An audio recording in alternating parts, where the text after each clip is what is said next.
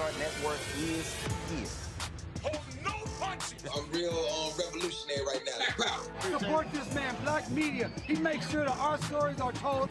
Thank you for being the voice of Black America, Roland. Stay black. I love y'all. All momentum we have now, we have to keep this going. The video looks phenomenal. See, this difference between Black Star Network and Black-owned media and something like CNN. You can't be Black-owned media and be scared. It's time to be smart. Bring your eyeballs home. You dig?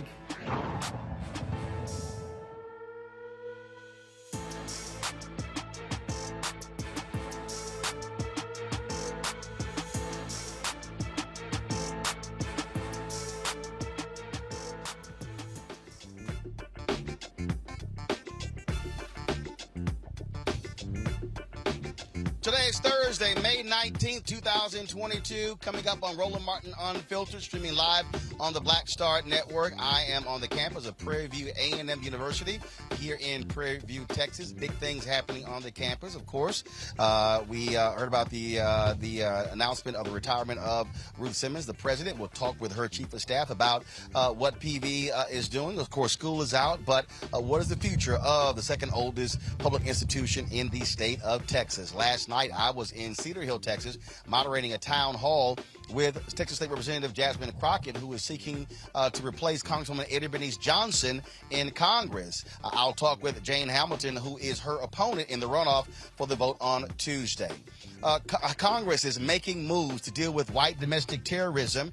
We'll be talking with a New York congressman about a bill the House is advancing and what more can be done to confront this critical issue. NPR reports that the census greatly undercounted in 14 states. That has an impact on representation in billions of dollars. We'll talk with an NPR correspondent. That and more on Roland Martin Unfiltered on the Black Star Network. Let's go. He's got it. Whatever the miss, he's on it. Whatever it is, he's got the scoop, the fact, the find. And when it breaks, he's right on time and it's rolling. Best believe he's knowing. Putting it down from sports to news to politics. With entertainment just for kicks, he's rolling. It's on go, roll, y'all. It's Roland Martin, yeah. Rolling with Roland now. He's funk, he's fresh, he's real, the best, you know he's Roland Martin now.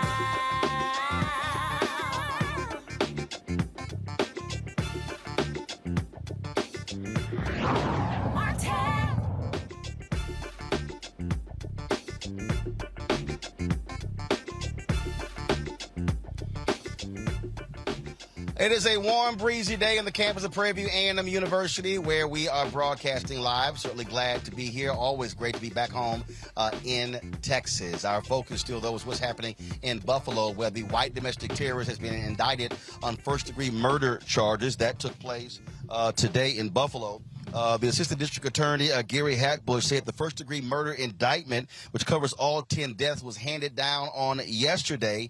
At his initial court appearance on Saturday, the killer, his court-appointed attorney, entered a plea of not guilty on his behalf. He is due back in court on June 9th. Now, while that was going on, Congress is moving forward to deal with domestic terrorism in this country. Also, they're talking about establishing domestic terror offices around the country. Joining us right now is New York Congressman Jamaal Bowman. Congressman, glad to have you on Roland Martin Unfiltered. Good to be with you. Thanks for having me. So many people, we've talked to so many, they say they want to see action. They didn't just want to hear President Joe Biden speak in Buffalo on Tuesday. They want to hear action. Talk about what the House has done. What are its chances of being approved in the United States Senate? So moving forward with the domestic terrorism bill and having it pass the House is a big step in the right direction. Domestic terrorism has been a problem in this country since this country's inception. The FBI and other law enforcement agencies have been aware of its presence and its growth. The FBI has even noted how domestic terrorism is growing in local law enforcement agencies. The problem is that there isn't enough coordinated effort to do a lot more about it, to recognize it, to stop it before it starts and to squash it out once and for all. So, you know, the Senate could be a place where not much gets done because we need a supermajority, which means even if we get all 50 Democrats, we need 10 Republicans, which is why people like myself and others have been pushing for the Senate to end the filibuster. So I'm hoping that Senate Majority Leader Chuck Schumer does what he has to do to get us to a place where we can end the filibuster. But as you know, Roland, people like Senator Manchin, people like Senator Sinema, they have their own way of doing things over there, and which is why Democrats continue to struggle and continue to not really lead in the way we need to lead. So the House passed this domestic terrorism bill.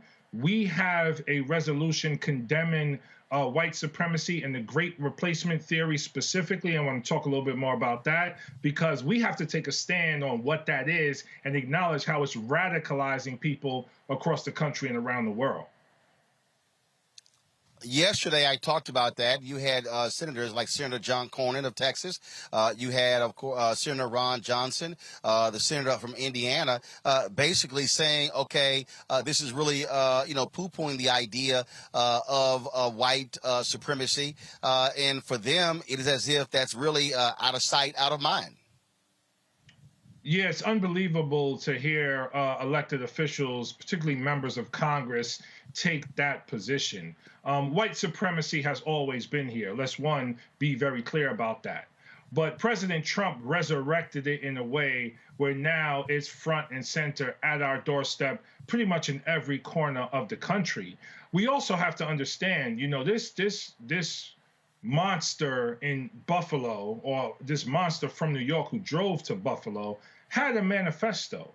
And in his manifesto, he was crystal clear.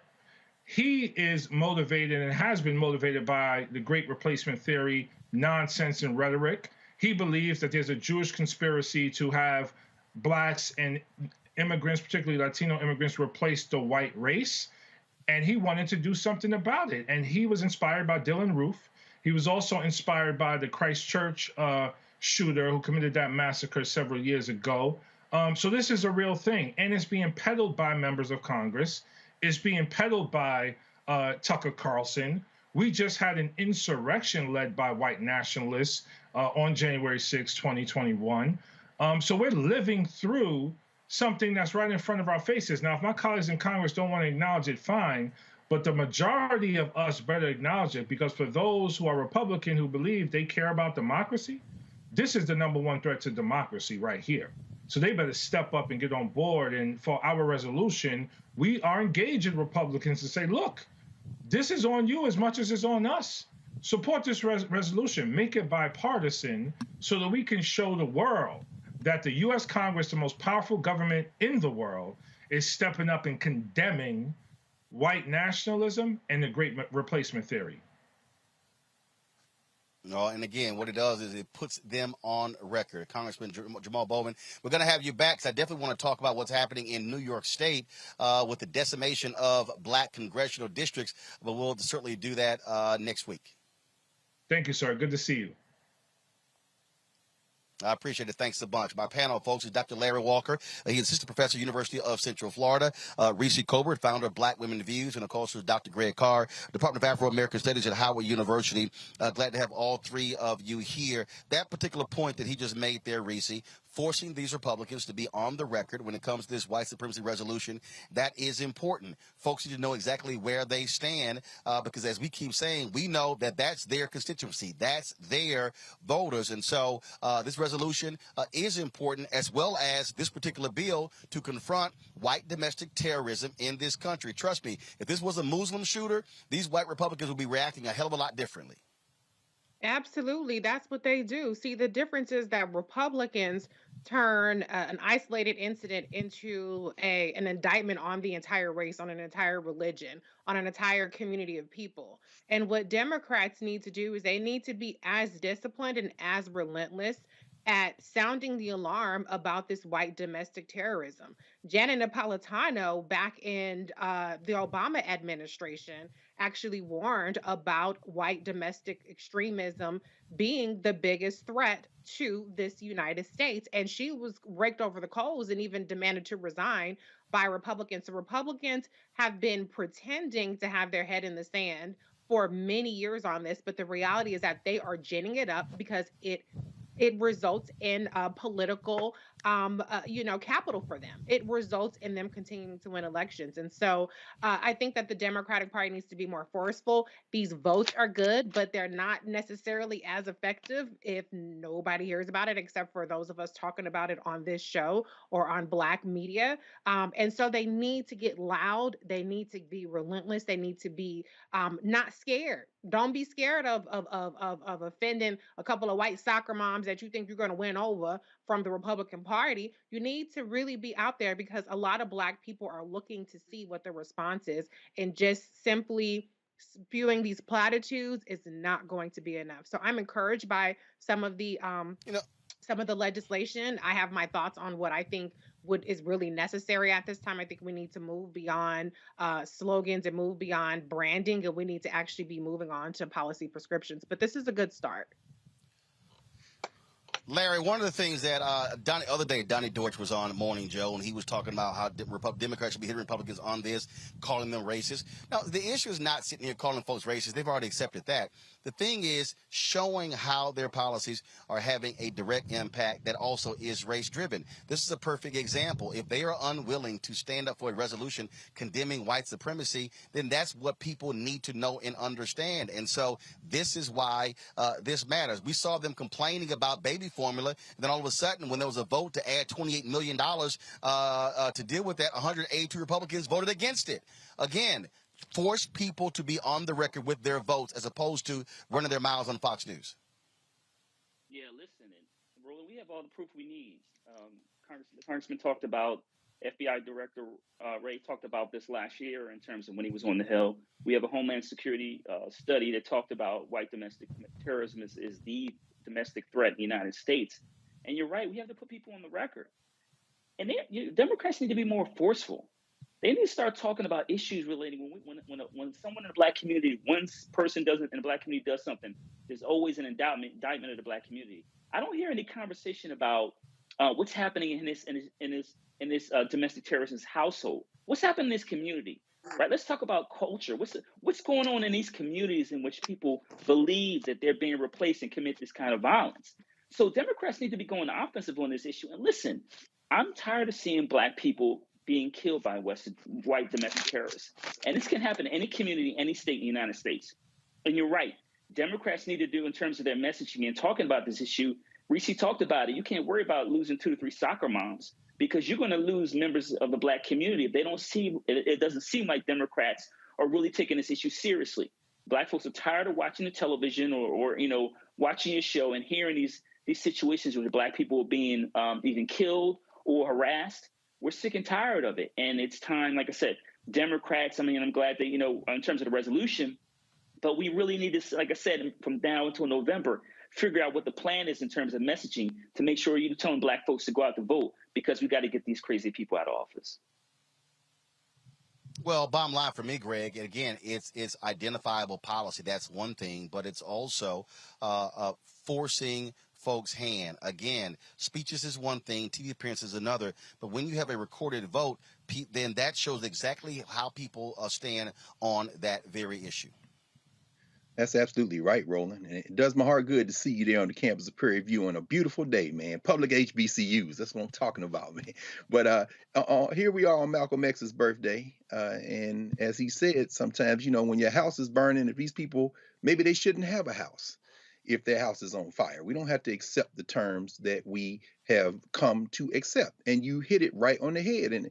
And Larry said it, and like Reese said, we have to push policy, and we need to stop trying to talk to people who have made it clear that reason doesn't matter, that logic doesn't matter. They are in an all-out war for power. That is all this is about. Let's be very clear. That resolution that Brother Jamaal just talked about putting out, Thomas Massey is going to vote against it. He was the only vote against the anti-Semitism resolution. Thomas Massey of Kentucky is going to vote against it. That clown out of Georgia, Marjorie Taylor Greene, is going to vote against it. Why? Because their base requires it. What is needed now by the Democratic Party is a show of force to expand the electorate on a day where the Kansas Supreme Court accepted the extreme gerrymandered districts of the supermajority white nationalists in Kansas legislature, thereby excluding probably the last Democrat in Kansas in the congressional delegation, which is the Kansas City metropolitan area, Kansas City, Kansas included. They are playing for keeps. There is no amount of logic, no amount of demonstration of facts that's going to stop these white nationalists. In fact, what we see in New York, as the governor of New York, who is a Buffalo area resident, as Governor Hochul is up there, you've got a so-called centrist Democrat saying, well, we should bring back the death penalty. Andrew Giuliani, that clown, the mayor of New York, former mayor of New York, son, saying we should bring back the death penalty. And a colleague, finally, of Congressman Bowman, Lee Zeldin, who's running for governor of New York, saying we should bring back the death penalty. They're going to make hay out of this slaughter. They could give a damn about us. And until we understand that the only way we're going to make some progress is not to give a damn about them, we're going to continue to think that this is about logic instead of power. All right, folks, got to a short break. We come back. We're going to talk with Jane Hamilton, who is in the runoff with Texas State Rep Jasmine Crockett for the 30th Congressional District in Dallas. Early voting actually ends today. The election is on Tuesday. We'll talk to her when we come back. I'm Roland Martin Unfiltered, broadcasting live from the campus of Prairie View A&M University right here on the Black Star Network.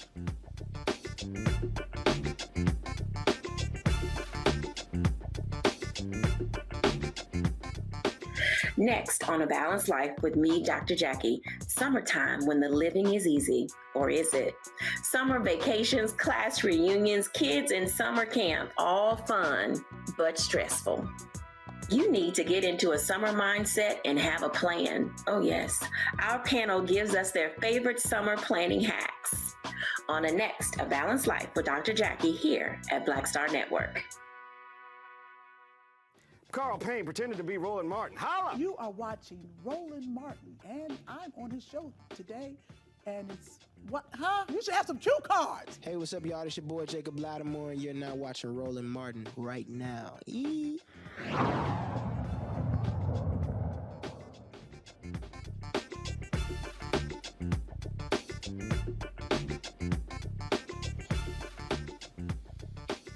All right, folks, we're here on the campus of Prairie View A&M University. Of course, the spring session is out. Summer school, of course, be starting soon, and they are doing all they can. You see, that's their COVID testing site literally right behind us, and so right in front of the student center. So it's all about keeping students, faculty safe. We are here in Texas. Yesterday, we were in Cedar Hill, Texas. I was moderating a town hall with Texas State Representative Jasmine Crockett, who is running to replace Congresswoman Bernice Johnson in Congress. The runoff is on Tuesday. She's running against Jane Hope Hamilton, who joins us right now. She has been involved in Democratic politics for a very long time. Worked with Congressman Mark Vesey as well. Glad to have you on the show. Jane, first and foremost, when we talk about the issues that people care about, I asked the folks there last night, the people who are attending there. Of course, I'm a constituent as well. I'm a registered voter there with a home there. People are still talking about income, obviously the economy, but also housing as two of the biggest issues they want to see members of Congress address. What is your plan to deal with the economy, but also to deal with housing if elected? Well, first of all, we are, number one, thank you for having me here with you today, for taking out the time to talk to me about this very important election. This seat has been served by Congresswoman Eddie Bernice Johnson now for 30 years. She announced her retirement, and we are in the runoff right now. You can also vote early tomorrow until 7 p.m., today until 7 p.m., and election day is next Tuesday. You are absolutely right. Right now, we are hurting. Constituents in CD30 are dealing with inflation. We are dealing with lack of opportunities right now, and we are dealing with a housing crisis, and we're dealing with a healthcare crisis. So when we talk about housing, we really have to look at increasing housing stock.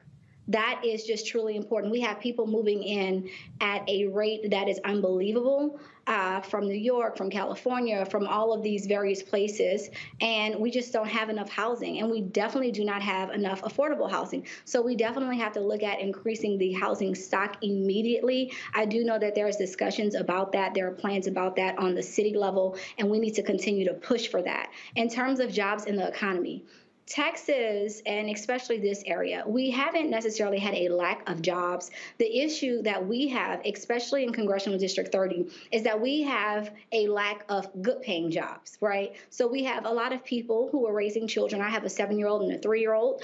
And, you know, the jobs that are out here, they aren't paying what's needed. They are not considering inflation, high gas prices, high groceries, everything is going up, and the pay is not keeping up with what we need to live on. And so that has been the issue. People are choosing and making real life choices. Do I go to work or do I stay home and watch my child because childcare is too high?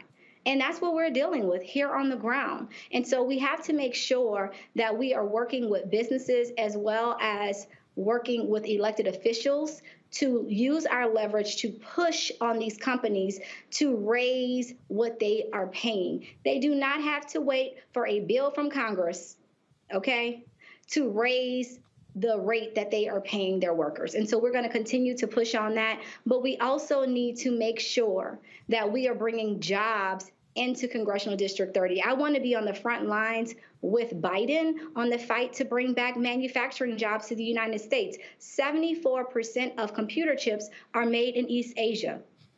That is a problem. We could be making those chips right here in Congressional District 30, but we need to bring manufacturing back. We saw in the pandemic that we were at the behest, really, of China, Russia, and the Middle East, you know, waiting for simple things during the pandemic like toilet tissues and, you know, whatever else other products that we were trying to purchase. And so we've got to get jobs back here, and Congressional District 30 is ready for those jobs.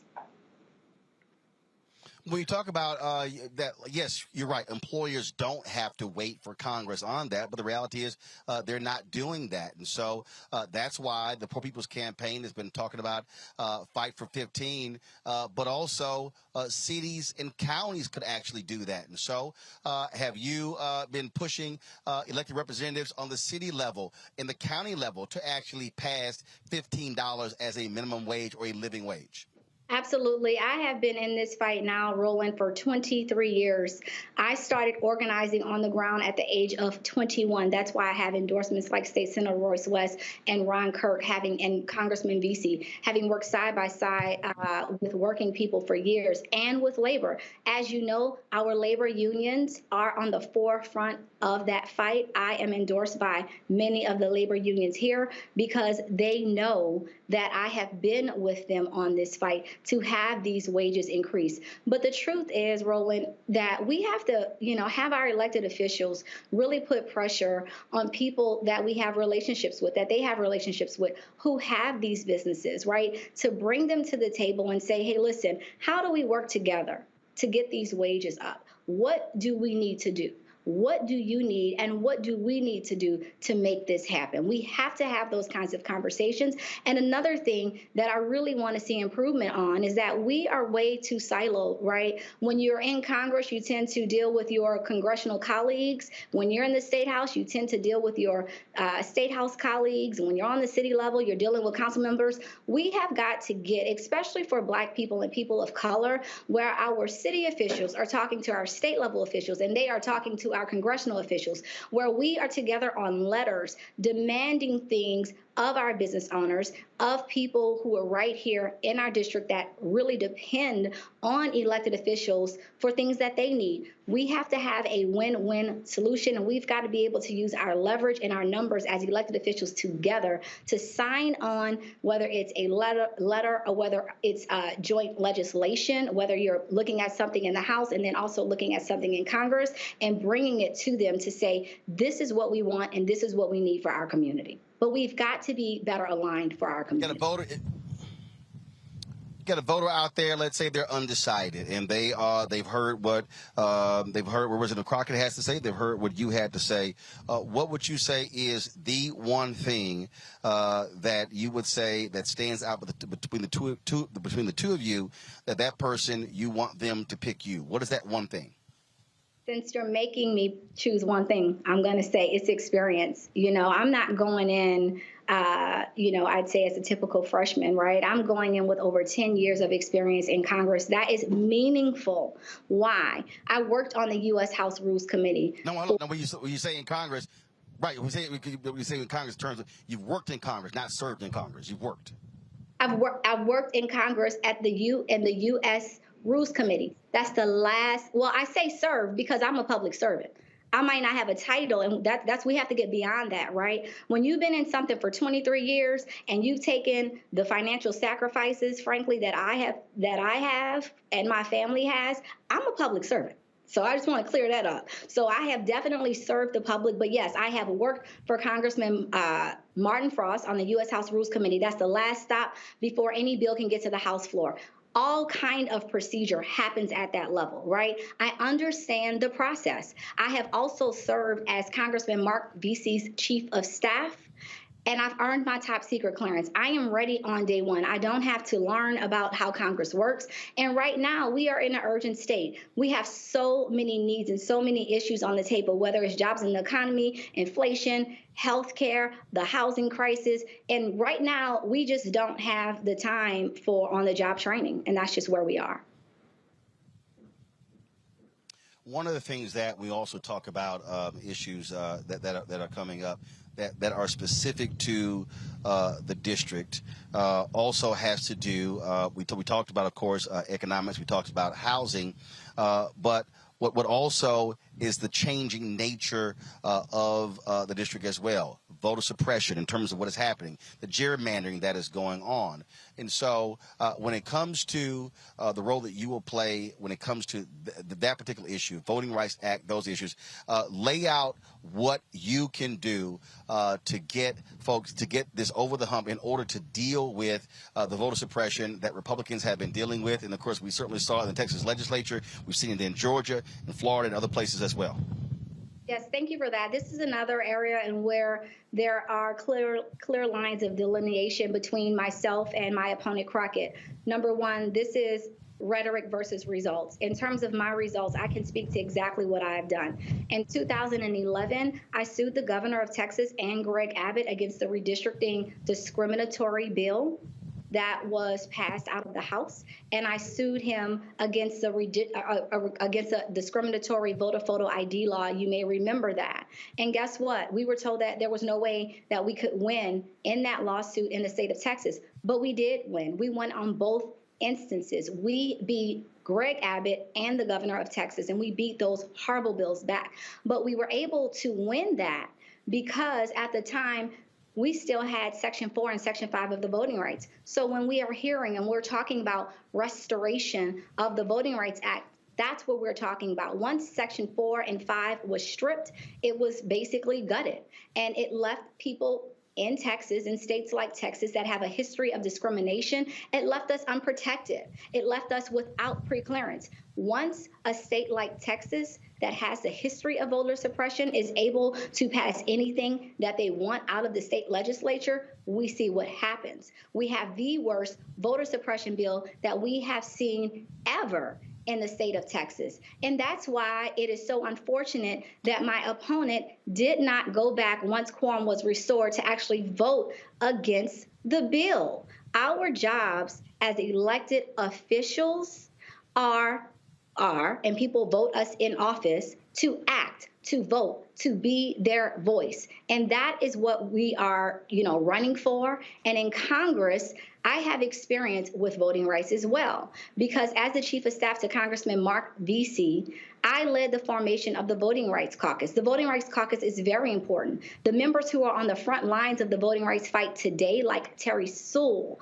and Clyburn and so many others, and Congressman Vesey, who's the chair of that caucus, they use the Voting Rights Caucus to align on legislation, and to align on messaging. So the first thing that I would do as a member of Congress, first of all, is join that caucus and be on the front lines of the lawsuits that we have here in Texas and continue on with that fight. We talk about how what's happening there in D.C. But the reality is, as I said last night, congressional districts are made up of 700,000 people. It's about local politics as well. What will you do, if elected, to improve the cities in your congressional district? It's called, they all talk about bringing home the bacon. That's really what people send folks to Congress to do, not to focus on national or international issues, focus on local issues. That's right. We want the money. We want the resources. It really is that simple. And the thing about this district that you mentioned early on is that, and you know it well, right, being in Cedar Hill and having voted, you have history here. And what we're seeing in Congressional District 30 is it has been one of the most packed African-American districts in the nation. It still is. However, it is a little bit more diverse when we talk about socioeconomics, right? We've got uptown, we've got downtown, and we have, those are some of the more affluent areas along Turtle Creek. But we also have some of the poorest areas. And, when we talk about health insurance, the highest numbers of uninsured in this district. And we are in a district of the haves and have-nots. How do we bridge that gap? In a city like Dallas, where 1 in 3 children live in poverty, in a city like Dallas, where we have the second largest mental health institution, that's the Dallas County Jail. Dallas has also been ranked as one of the worst cities for economic mobility. How do we tackle that? Well, first of all, we've got to be on the front lines of bringing in this $27 billion. And in order to do that, you have to have relationships. I am a coalition builder. I'm not somebody that's going to throw bombs at people or, throw a rock and hide my hand. I am very transparent. I love to be at the table and negotiate to get things done. That's what we're going to need. Because in order to get that $27 billion, we're going to have to work with everybody. We're going to have to work with our Democratic colleagues as well as Republicans, especially business owners. And we have to work with our community. As Chief of Staff to Congressman Mark Vesey, I am, along with him, responsible for securing millions in federal grants. And let me tell you about the pressure of that. When you have the city of Dallas going after the same money as a nonprofit community organization group, you have to make that decision. And Roland, make no mistake about it, earmarks are back.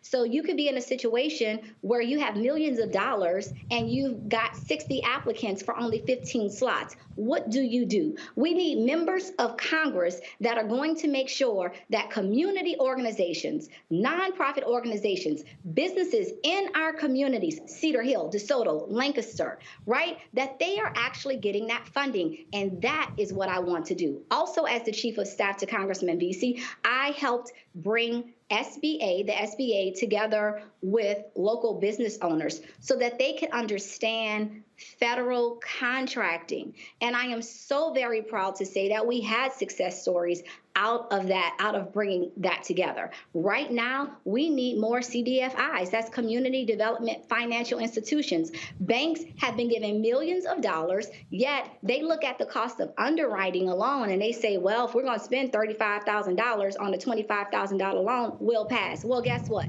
Now what we're doing is we're pushing them.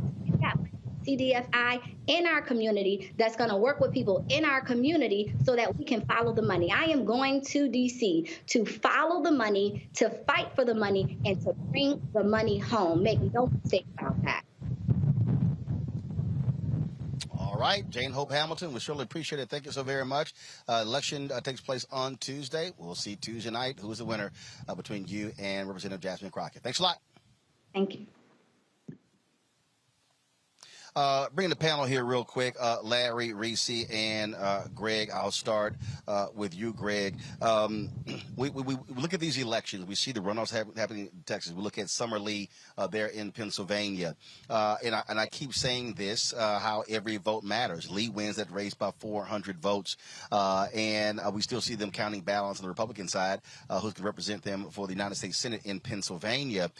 And I get a kick out of folks who are always talking about, what they want. They want tangibles, but you kind of got to have somebody who's in position, which means you kind of got to vote for them. And so that also, what jumps out at me, people need to understand you can't get things if you don't put people in place who can provide you things, and those people can't get in place if you do not vote. That's right, Roland. There are real choices to be made. Now, do we need independent black politics? Absolutely. I am number one in the line for that. But right now, we are in a two-party system. And so in cases like, as you mentioned, in Pennsylvania, our brother Malcolm Kenyatta out of Philly, he lost the primary and immediately said, I'm going to go out here and campaign for the nominee. Why? You got to understand, there are two sides in this. There's the white nationalists and there's everybody else. Now, this case is intriguing. Listening to Sister Hamilton, she's a policy wonk. She has worked on the inside. Now, this isn't a matter of ideology. I mean, the same congressman she worked for also endorsed Shontel Brown against Nina Turner in Ohio. So this isn't an ideological split here. What you got is two sisters who are running for a safe seat. Now, what I find intriguing is that, there's a sense in watching yesterday, Sister Crockett, and, Eddie Bernice Johnson sitting there with her, there's almost a sense that they're trying to confer an incumbency on her. But what I heard tonight was very impressive. I don't think we lose one way or the other, but my question to her would have been, when you come in with 18% of the vote against somebody who had nearly 49% of the vote and has probably more of those elected officials in terms of the Congress behind her, how are you going to distinguish yourself when you've got Ron Kirk, you've got the current Dallas County Commissioner, you've got a number of other people behind you, but it's not at all clear to me how she can overcome that kind of weaponized, conferred in kind of insurgent stuff. And maybe Reese or Larry, you can walk me through it, because I'm not close enough to that process to understand how to distinguish between those two sisters at this point, at least in terms of who's going to turn out and vote. Well, but I'll be honest, Reese. It comes down to, how do you get your people out? I'm gonna use the Summer Lee race as an example. The AIPAC PAC dropped $3.3 million against her, supporting her opponent, flooding the airwaves. What happened? She simply out hustled them on the ground. This is the thing that I keep saying when you look at these races. These Democratic strategists, largely white, they love talking about to spend money, flood the television markets with the money. But at the end of the day, voting is based upon who turns out.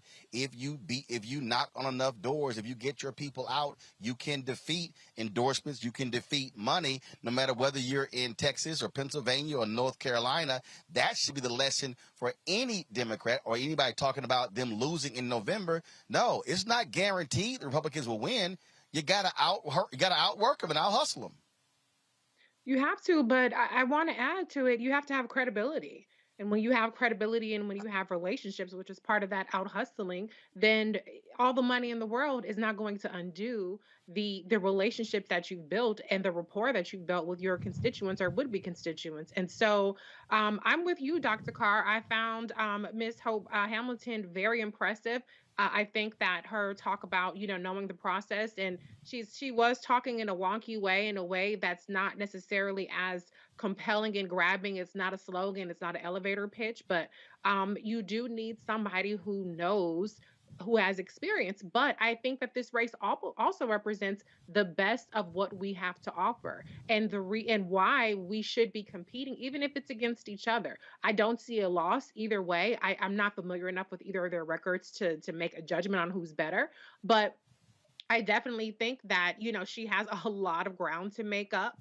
But I also would disagree with you a little bit too, Dr. Carr. I don't know if it's unnecessarily unfair to, the fact that, Congresswoman Bernice Johnson is kind of bestowing her incumbency on Jasmine Crockett. Hey, that's relationship building. She's done something, if I don't want to say homegirl because I don't want to be like that, but if Hope Hamilton was on the hill with Mark Beasley, maybe she should have been rubbing elbows a little bit more with Bernice Johnson.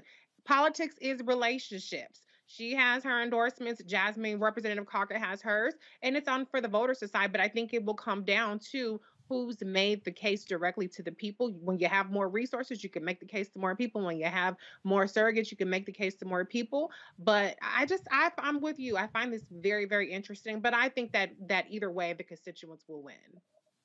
But I did detect some shade. I was curious what she meant there because, it was a little bit of shade she was throwing about, work with things. So I don't know some of the nuances, but, I know that some of these younger, the Bowmans, and I like Congressman Bowman, and I like, Cori Bush and all them, but some of them are a little bit more flamethrowers and a little bit, less, collaborative in terms of working across the aisle, even within the caucus. So I don't know if that was that about, but I think that either way that the constituents of that district are going to win. Well, Larry, I'll tell you this here. You look at the Oregon race where you had an incumbent moderate Democrat who lost to a strong progressive. At the end of the day, nobody is guaranteed wins. And so I get a kick out of these folks who complain when they face opposition in primaries. Well, no one just hands you an office. You got to earn it. You got to run. And you got to go out there and get the votes to win. Yeah, so we remember the story of Congressman Crowley, right? Yeah, so you got to do the work. And you just highlighted what happened in Oregon, but in terms of progressive candidates, you can win, but you got to pound the pavement. As my former boss, Congressman Owens, used to talk about. And I want to kind of highlight a point that Reese and Dr. Carr made. I was very impressed by candidate Hamilton, what she had to say. So I'm a former congressional staffer, so I'm a policy wonk. So I enjoyed hearing her, talk about all the programs, the SBA, et cetera, that she was involved in. But what does that mean for the people in the community, right? So there's a way you talk to people like us, right? In terms of having this conversation using these acronyms, using a lot of acronyms, right? But what does that mean for the people in the community? So I'm hoping she's pounding the pavement. I also want to add, Roland, we talked about Congresswoman Eddie Bernice Johnson had a chance, working on the Hill, work with her office and wishing her best in retirement. But we also know, Roland, in terms of how these, Reese talked about relationships. Eddie Bernice Johnson, everyone, when they're retiring, you have your person or your people, right? That you kind of want to slide right in right after you leave office. This is how the game goes. We know this. And even when it comes to members of the CDC. But that's actually, if you saw the town hall last night, that's actually not what happened. They didn't actually have a long relationship. It was actually what she saw. And Johnson said last night she asked Crockett to run. So this wasn't one of those things where, again, what she said this wasn't like you had somebody who worked for them for 20 years and then when they retire, then your person runs. No, Johnson said she didn't even know her. She saw what she was doing, and Johnson said she went to her and asked her to run. I didn't even realize that until last night. But again, when I go back to you can have somebody who can pick you, they can anoint you, you still have to run. And so, look, you got early voting today, you got early voting tomorrow, you still got to hit out Sunday and Monday. And again, the lesson for people who are incumbents or people who they thought were going to win, who had all the money, keep me remember, Nina Turner had a whole lot of money, but it was the outside money in Cleveland that had an impact on that race as well. It still comes down to how do you persuade people to go to the polls? That's the most important thing. Folks, hold tight 1 second. We come back. We're going to talk about what's happening here at Prairie View A and M University. They're about to go to a transition with an incoming president, with Ruth Simmons retiring. We'll talk with her chief of staff about what's happening here at PV. We'll also talk with an NPR correspondent about how the census, 14 states severely undercounted. Who got screwed in that? And Nick Saban. Oh, he had a whole lot to say about Deion Sanders and Jackson State, alleging they spent $1 million to get a top recruit to come there. He went up to my alma mater, Texas A&M. Jimbo Fisher hit back. is Nick Saban feeling the heat because players are picking HBCUs over Power 5 schools? We'll discuss all of that in the second hour of Roland Martin Unfiltered, broadcasting live from Prairie View. Don't forget, download the Black Star Network app, Apple phone, Android phone, Apple TV, Android TV, Roku, Amazon Fire TV, Xbox One, Samsung Smart TV, and support our Bring the Funk fan club. Where every dollar you give goes to support this show. Check our money orders. You can go to P.O. Box 57196, Washington, D.C. 20037-0196. The Cash App is $RM Unfiltered. PayPal is R Martin Unfiltered. Venmo is RM Unfiltered. Zelle is Roland at RolandSMartin.com. Roland at RolandMartinUnfiltered.com. I'll be right back.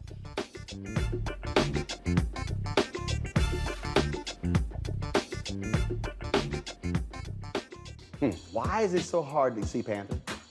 What's the deal? I mean, if you go to Amazon, I think I tried. So I have a collection of That's a hard movie. They charge you $300 on Amazon. I was like, I'm not about to pay no $400 for a VHS copy. What's the deal? Man, it is interesting, Roland. It is the movie they don't want you to see. Power to the people. It's funny, I made New Jack City. You can get it anywhere. Posse, you can see it anywhere.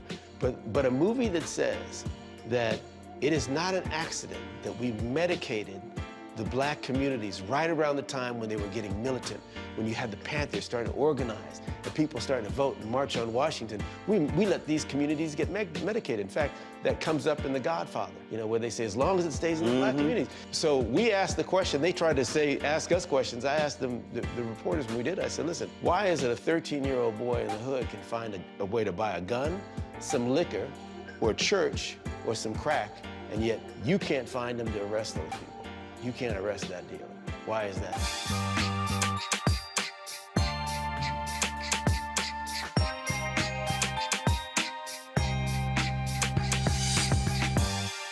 I'm Deborah Owens, America's Wealth Coach and host of Get Wealthy. Let me hit you with a few numbers.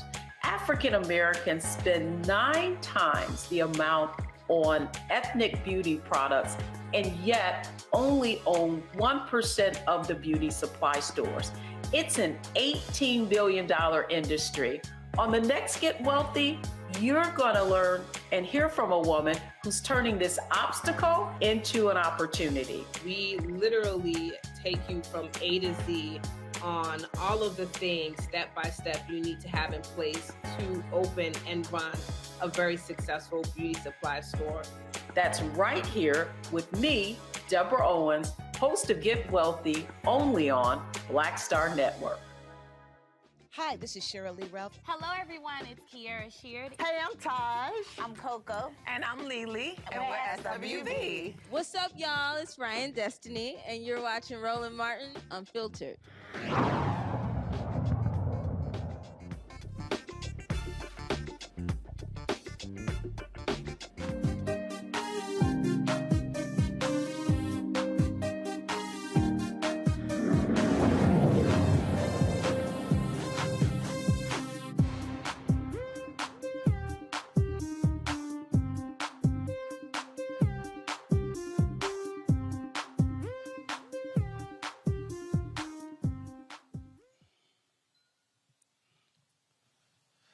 All right, folks, we're at the campus of Prairie View A&M University. Yesterday, of course, we were in Cedar Hill, Texas, and so Coach Gary Blair, the former head basketball coach at Texas A&M University women's team, he wanted to have lunch or dinner with me. So I said, well, look, I'm be in Dallas, so then I'll stop through College Station. And then I said, well, versus us going to Houston, because I'm going to be there at Jackie's High School tomorrow, presenting my scholarship there as well as broadcasting live. I said, let's stop through Prairie View and do the show from there. So we called PV, and they were like, sure, come on by. And so that's why we are here. President Ruth Simmons, she's not on campus. We definitely would love to have her on the show, talk about her 5-year tenure here at PV. She announced, of course, that she's retiring. And joining us right now is Kevin Hoffman. He is the chief of staff here at PV. Kevin, how you doing? Doing good. Thank you for coming out and giving our campus some exposure. Oh, well, not a problem. So it's been a while since I've been here at PV. A lot of things have happened over the past 5 years. There's been a lot of improvement with President Simmons. To talk about the changes she has brought to this university, to this campus, to the student body, faculty, and staff. Well, along with our enrollment increasing, our endowment has increased significantly. Just the awareness that she has brought on a global scale, not only nationally but internationally, to the university has brought in literally millions of dollars, and we've been able to benefit significantly from that, like never before. Now on the international piece, so it's a perfect example. My nephew was going to come here for 2 years and then transfer to Texas A&M to major in construction management. But then told his parents, you know what, I'm just going to go ahead and stay here all 4 years because of the number of international students how he's been able to meet. And so talk about that, how you've also changed in terms of the type of student body you've been able to recruit here, a much more international student body here at Prairie View. Yeah. So I'm a graduate from Prairie View A&M University, and but that was back in the 80s, and it has opened up to a much more diverse audience over the course of the last several decades. In fact, you're talking about our architectural school, which actually graduates more minority architects than any other college in the country. We're really proud of that. But no, we have become very diverse, not only just with our Hispanic students and our Asian students, but from all over the world. And that's something that a lot of people really don't quite understand because they make the assumption when they hear HBCU that it's only black students. But the reality is there are a number of non-black students who now are seeing the opportunities at historically black colleges and universities, and they're taking advantage of that. Yeah, and it's very convenient, right? So we're 50 miles just outside of the city of Houston. Very convenient from a commute standpoint. And a lot of folks in education and a lot of other fields actually come here to get their master's degrees. And it's been something that we encourage and we want to happen in order to continue to grow from a diversity standpoint. Talk about the enrollment. So what was it before, then how has it grown? Sure. We were lingering around 9,000 or just under 10,000 recently. Previously, we were when Ruth first started, we were more around the 7,000-8,000 mark. But it's increased not only because of her exposure, but also because of the exposure of the colleges and some of the opportunities that have been made available since she's been here. The opportunities for different colleges to do different things, for the students to do different things, and for our faculty. That's another great thing about Ruth, actually, is that a lot of high caliber faculty folks have followed her to the university. And this year, visiting professor Nikki Giovanni? That's right. Nikki Giovanni writing program, something we're really proud of. It is a product of the Mackenzie Scott donation that was made, $50 million, and we're real proud of that. We're expanding it out to high schools in the community, and it's something that is a vital part of the education process here at Prairie View. One of the things that we talk a lot about is alumni giving. And a lot of HBCUs have had this issue because on average around 5% or so. Have y'all seen an increase in that in terms of graduates of the university giving back to the institution? I can't tell you the specific numbers. I just don't know them, but I can tell you that the campaigns to approach them and to get them involved and get them acclimated and get them activated is very aggressive compared to before as an alumni speaking. I can tell you it's becoming a much more robust program within the university. And obviously, with her retiring, you're going to go through a whole search. That's part of the Texas A&M University Board of Regents. PV is underneath that. That's going to be a huge decision to replace someone with the pedigree of President Simmons. Yeah, they're going to be stepping in some trying to fill some very big shoes. She's going to be around, though. We're excited that she's not going to be. We're not going to be without her, and she's going to be working with the university and with the system. So we'll continue to be able to benefit from that, and we're looking forward to making sure that this process is a transparent process, and that the community at whole is aware and involved. And for folks who don't know, obviously we've been showing some of the video, but so much has actually changed because and not just buildings on this campus, but also the expanded living opportunities in and around this area as well. And so this university actually drives economic development in this county. Absolutely, we drive a significant part of the economic component of Waller County, and play a vital role as far as employing is concerned, and many other things. And we look at all of those entities: Waller County, the city of Waller, Hempstead, Hempstead ISD, Waller ISD. They're all our partners in this process as far as trying to develop and grow the county. It's one of the fastest growing counties in the state. And, of course, folks may not realize the land this university sits on. Yeah.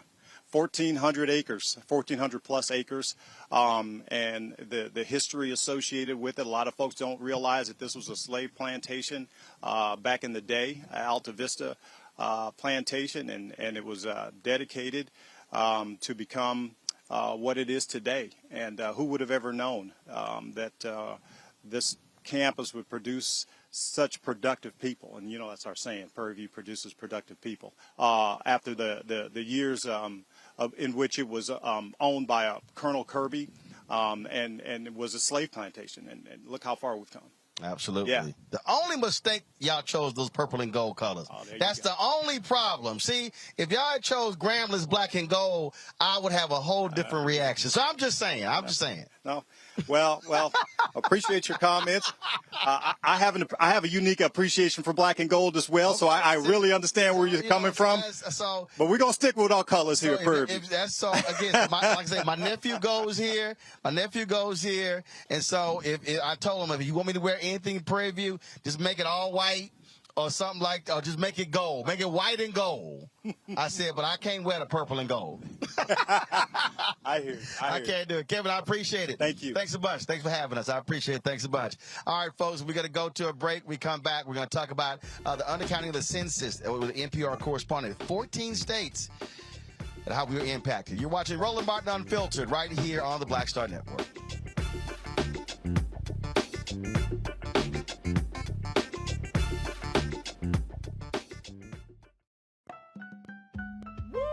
We're all impacted by the culture, whether we know it or not. From politics to music and entertainment, it's a huge part of our lives, and we're going to talk about it every day right here on The Culture with me, Faraji Muhammad, only on the Black Star Network. Next on A Balanced Life with me, Dr. Jackie, summertime when the living is easy, or is it? Summer vacations, class reunions, kids in summer camp, all fun, but stressful. You need to get into a summer mindset and have a plan. Oh yes, our panel gives us their favorite summer planning hacks. On the next A Balanced Life with Dr. Jackie here at Black Star Network. Hi, I'm Gavin Houston. Hi, I'm Carl Payne. Hey, what's up, y'all? It's your boy Jacob Lattimore, and you're now watching Roland Martin right now.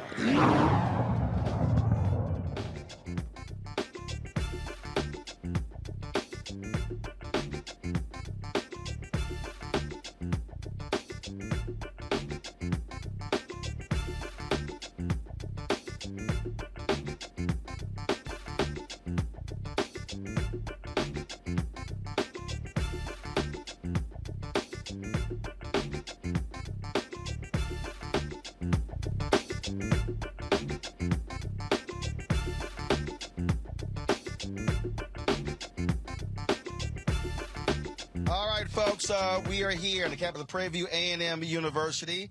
Glad to be here. It's an absolutely gorgeous day. Y'all already know my golf clubs are sitting over there, so I'm like, You know, I could have easily got a guest host today because this is a perfect time to be playing some golf. But no, we're glad to be here with all of y'all. Let's talk about the census. We told you in 2020 how critically important the census was and the census count. You know, we had to almost cuss those folks out to get them to spend some money with black-owned media. And we said this was going to happen, and we actually saw it. The Trump administration, they did all they can, assisted by Republicans in many states, to screw over people, to undercount folks. Well, now we know for a fact that this has had an impact on 14 different states. NPR reported this new census report confirming the undercounting in 14 states. According to the U.S. Census Bureau, the census did not count 1 in 20 residents in Arkansas and Tennessee.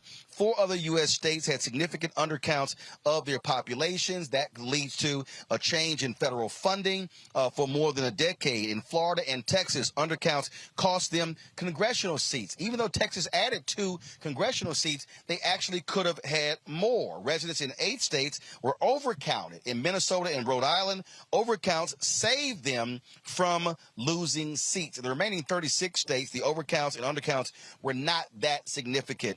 Joining us right now is NPR correspondent Hansi Lowong. He's covered this story closely from DZ. Hansi, glad to have you on the show. So here's a perfect example. So here I am in Texas, and the Republicans in this state, it was unbelievable.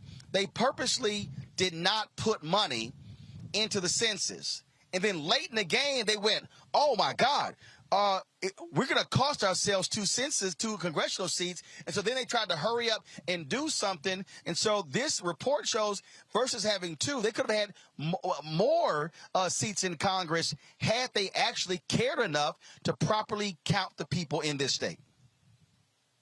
Well, Roland, it's hard to say exactly how things could have turned out if Texas, if other state officials approached the 2020 census differently, because it's a very complicated, massive operation, the 2020 census. In addition to that, how those electoral college votes are divvied up among the states, that's a very complicated process that really is about how each state's population size is relative to one another. And it's about a ranking system that ultimately divvies out those House seats. But I just also want to make very clear to your viewers, it's 14 states that had significant net miscounts. 6 of those states had significant net undercounts. That's Arkansas, Florida, Illinois, Mississippi, Tennessee, and Texas. But 8 states had significant net overcounts. That's Delaware, Hawaii, Massachusetts, Minnesota, New York, Ohio, Rhode Island, and Utah.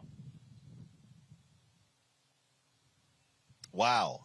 And again, what happens is with administrations, they view the census differently. You had Republicans who put a citizenship question on there, had to get sued, went all the way all the way up to the federal courts. We know they actually lied about this very issue, and so this is when even the census. You would think the census isn't political, but you literally had efforts by Republicans who did not want to count everyone, and because they were sitting here trying to minimize even those folks who are undocumented workers, illegal immigrants in the country.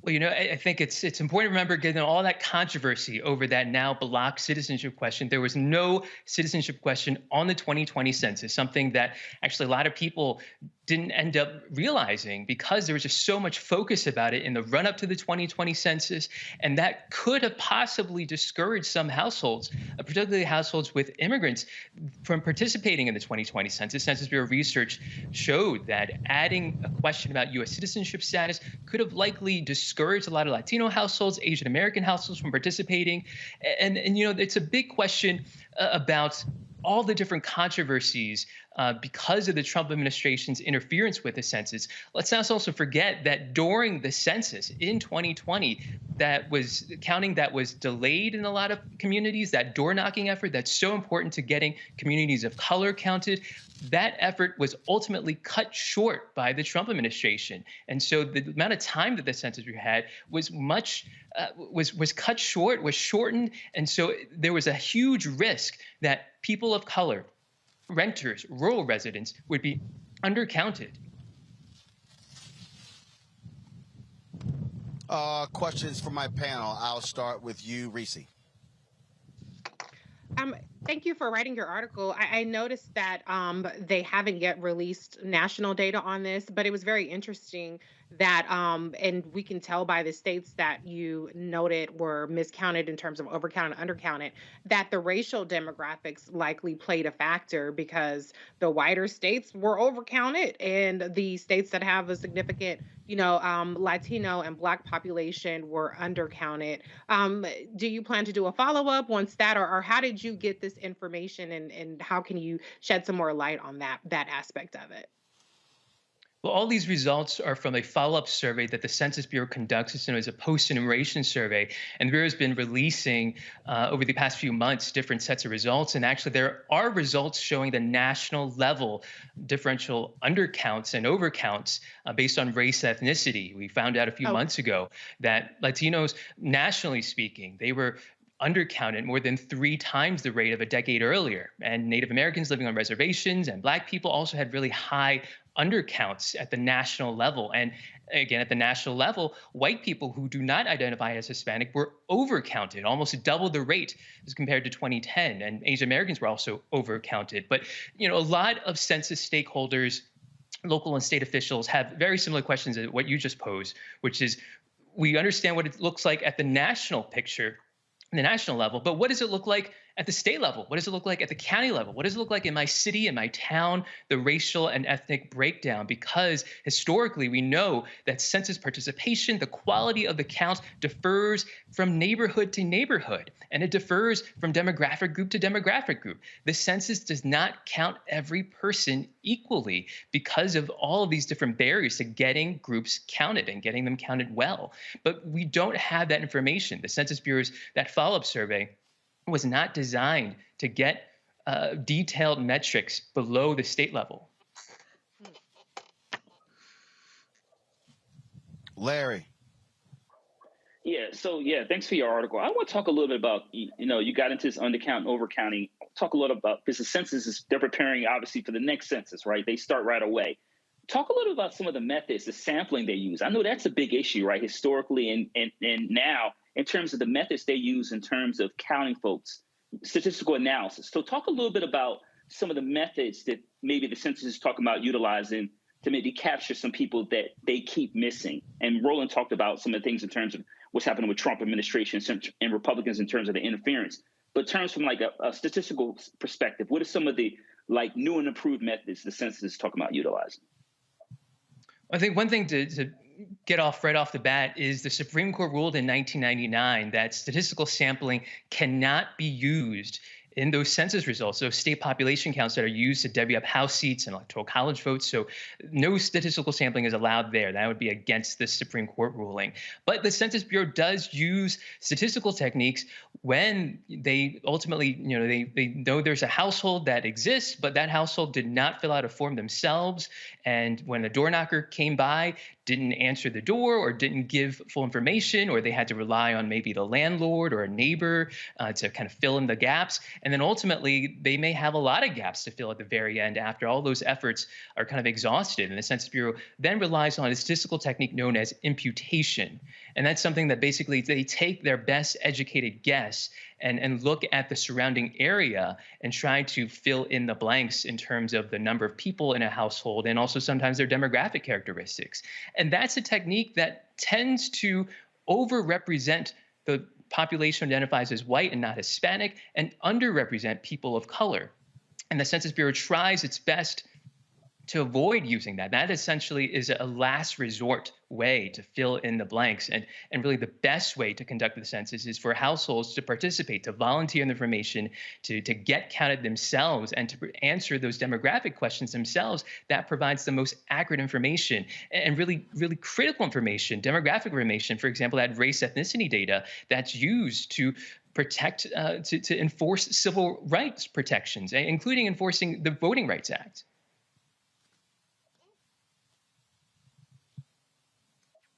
Greg. Thank you, Roland, and thank you, Mr. Wang, for this very informative kind of walkthrough. As you said, we know that this post-enumeration survey won't affect House seats or anything this cycle. And as Dr. Walker just said, it's going to really be used to help shape the 2030 census. I'm curious, and this kind of follows up with what Reese was asking you, some of your thoughts on other ways that census data can be used at the state and local level. I'm thinking about a place like, for example, Forsyth County, Georgia, which was notoriously racist for much of its existence, but now is over a third non-white, mostly Asian, with Latinx coming in as well.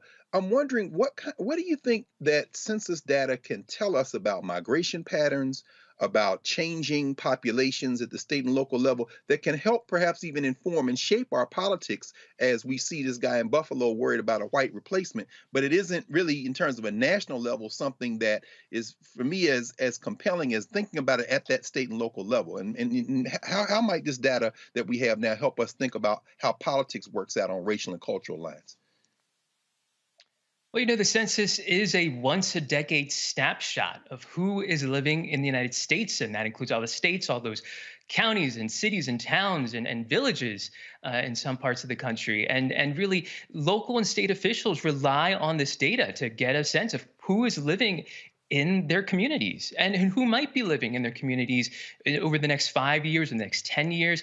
Demographers rely on the census data to essentially set a new baseline in order to form their projections and in order to come up with population estimates of, our community may be looks like a certain way right now, but maybe 5 years, 10 years down the line, it may look a different way. And maybe they have to plan for more young families coming in, or maybe they're planning for an aging population. These are all the questions and trends that local and state officials are trying to stay ahead of in order to do that planning. And certainly folks in the political world are also trying to stay ahead of in order to think about how to organize voters, how to reach out to voters, and think about their future constituents. Thank you. All right, Hansi-Lo Wong with NPR. We certainly appreciate it. Thanks a lot for this report. You're very welcome.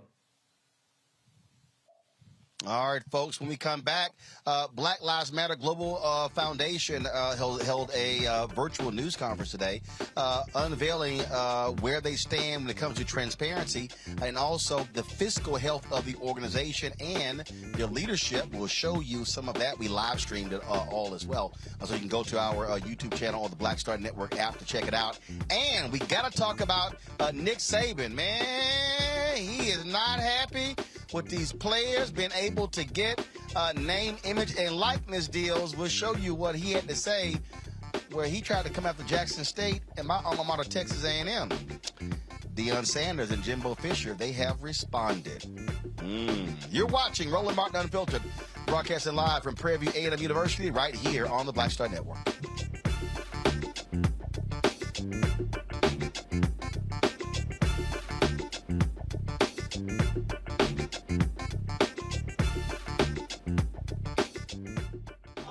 Welcome you to the launch of the Mass Poor People's Low Wage Assembly and Moral March on Washington, D.C., June 18, 2022. We are a new, unsettling force, and we are powerful. New, unsettling force, and we are here.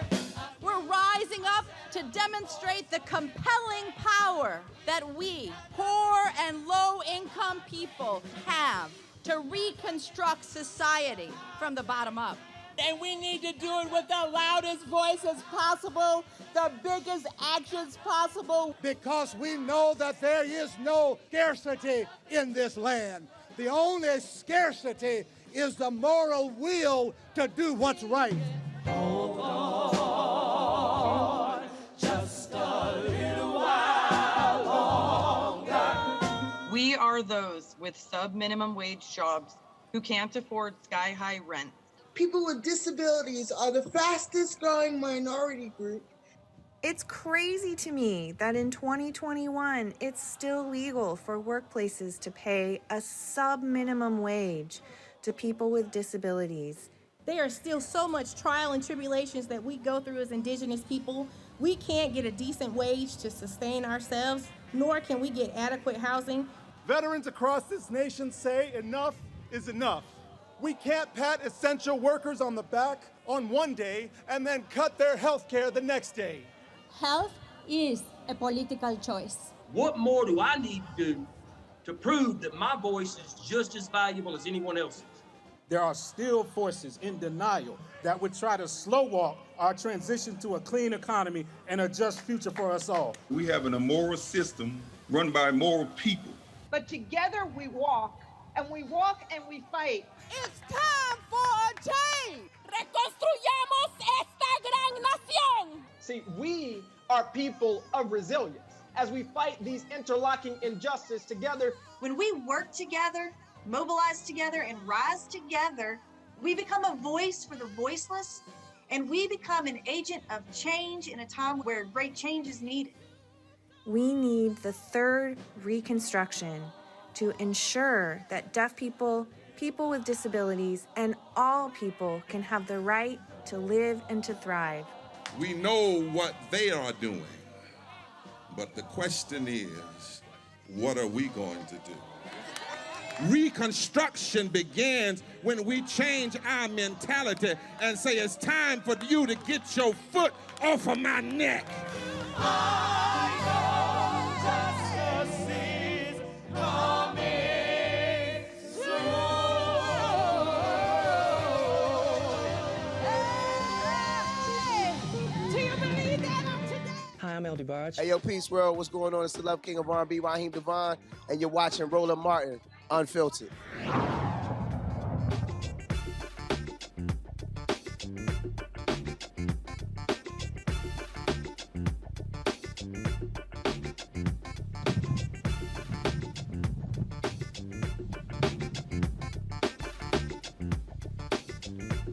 All right, folks, Roland Martin here on the campus of Prairie View A&M University. Earlier today, the Black Lives Matter Global Network Foundation Board of Directors held a virtual news conference where they talked about the 990 forms they filed with the IRS showing how they spent funds, how they've been able to who they support, and also talking about the transparency and how they are now transitioning the organization from the leadership of one of the three founders of the Black Lives Matter hashtag, Patrisse Cullors, to a different board. And so they held three of the board members held this virtual news conference with Black media. It was a few days ago. They worked with Associated Press. Associated Press dropped an exclusive story showing and talking about their particular spending. We actually earlier we live streamed the entire event, and so if you want to go to our Black Star Network app, you can actually see the entire call where they took questions and talked about what they're doing. And there were some critical questions that I wanted answered when it came to hierarchy and their structure and how they are being governed. And so here is some of today's virtual news conference. First off, I got several questions, but first, how many board members are there? There are three of you right now, but how many total board members do you have?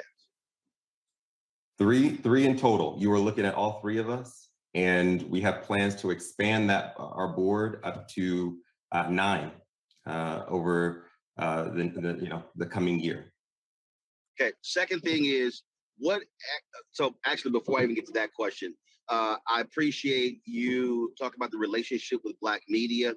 I understand why you gave Associated Press the exclusive because it's AP, but that's also the example of where also working with Black-owned media, some of us are members of Associated Press, and so we could have literally, that story could have been given to Black-owned media, and we could have actually had it placed on the Associated Press wire. So I'm all about making sure that we also get exclusives. And so just understand that that could have been achieved the same way with a Black-owned media outlet. Just want to let y'all know that. The thing that, what is the hierarchy? When I had Patrisse on my show last year, we went through this, and I am still, and I think this is part of the problem, completely confused with the hierarchy. You're the global foundation. So you have the activist piece that Melina is over. Who controls the social media? So when Black Lives Matter is speaking, part of the deal is who's speaking? Is it the foundation? Is it the activist piece? You have all of these different pieces. So are you going to provide a flow chart so we understand exactly what this whole thing is? Because even to me, it is still greatly confusing. Who's who does what, who's over what. stuff along those lines. Yeah, I can maybe take a first stab at that, others please chime in. I think to your first piece, yes, we intend on ensuring that our relationship with Black media outlets remains strong. And Roland, we will, I think we got some announcements in the pipeline that we want to be able to work with you on in terms of getting out to our community. And so thank you for that reminder. But the BLM ecosystem went through a transformation in 2020. The global network, there was one organization for Black Lives Matter, which was the Global Network, and we had all of the chapters connected to the global network. And when Patrice stepped back in, essentially a main part of her tenure was around reorganizing and restructuring the BLM ecosystem. And how that happened was the foundation, of course, understanding that we need to be able to resource the front lines and build Black power and ensure that we are disrupting philanthropy for Black people. The foundation has turned into that as mentioned, the largest abolitionist philanthropic foundation organization that has ever existed in the nation's history. Our sibling organization, BLM Grassroots, was formed, and that was really at the request of the BLM chapters, having autonomy and over their own resources and budgets in order to do that. The work on the front lines was really important. And so BLM Grassroots was formed, and to your point, my dear sister Melina Abdullah is the director of BLM Grassroots. And so they do the frontline organizing on behalf of Black Lives Matter. And then separately, Black Lives Matter PAC was formed, in which we thought about what it means to build Black power in the halls of Congress and across state houses and local municipalities around the country. And what does it look like to bring the demands from the streets to the halls of power? And so that part of the BLM ecosystem really focuses on electoral work. And so those are the three different sibling entities of Black Lives Matter, sort of as it relates to us. But of course, the idea, the movement, Black Lives Matter is much bigger than just three organizations. We've got hundreds of abolitionist-focused grassroots organizations across the ecosystem, and obviously so many other Black-led organizations. And but just wanted to provide that that education on how our ecosystem transformed in 2020. Okay, this is why I'm going back. So there are three separate entities, but do you control all three? Because when I hear separate entities, so you have the PAC, you have the grassroots, and then you have the foundation. So is the foundation simply funding the others, or are you actually over those? So do the leaders of the PAC report to you? Do the leaders of the grassroots report to you? So that's why when I hear hierarchy, so I know what Melina's title is, but who does she report to? Or does she run that entity? Does that entity have its own board? Does the PAC have its own board? Or do they have their own infrastructure? That's why I'm saying it's still sort of like all these different pieces. Yeah, great question. Yeah, and hierarchy, and I know we are a decentralized movement, and so it is sometimes hard to talk about it in terms of hierarchy. But to answer your question, yeah, they are not all, so if you're looking at a map, they all have dotted lines next to each other, right? So they're their own autonomous organizations. The C3, which is the foundation, BLMGNF as a C3, we represent that board. We are that board. And then BLM Grassroots has its own organization and structure and governance separate from the foundation. They do not, quote unquote, report to us. Melina Abdullah, as the director of BLM Grassroots, has a team that she works with, which is very separate from the governance structure of the foundation. And then that is the same for the PAC. The PAC currently, though, is sort of co-run by both members of Grassroots and the foundation. So it is an advisory board runs the PAC at this moment. And so Melina Abdullah sits on the advisory board. Angela Austin from BLM Michigan sits on the advisory board. And then, members of the foundation sit on the advisory board as well. But it is a separate organization, autonomous, has its own reporting structures, and a separate entity as well. It is organized as a PAC and not a C3. Again, folks, if you want to see the full discussion, just simply go to the Black Star Network app. You can do so. I want to bring in my panel now, Larry, Greg, and Reese. So, Greg, I want to start with you. This is something that a number of right-wing organizations obviously have been attacking. Black Lives Matter, the grassroots folks, the foundation as well. You've had black reporters with New York Magazine and others that have actually done some of this reporting as well. So I think several things I think have been at play here. First and foremost, let's just be real. This was an entity that was grossly unprepared for the influx of funds and attention. It was literally, as some said, trying to build a building and actually run a business while you're building the building in the building. And I think what you're seeing here is a very deliberate attempt to try to get a handle on these three distinct pieces. The reason I kept asking for the clarity there is because if someone is giving money to, quote, Black Lives Matter, what are they giving it to? You have this separate entity, which is the grassroots piece. Then you have the foundation. Then, of course, you have the Political Action Committee. The Political Action Committee can give money to and endorse candidates. The foundation cannot. The grassroots piece of Black Lives Matter is also a foundation.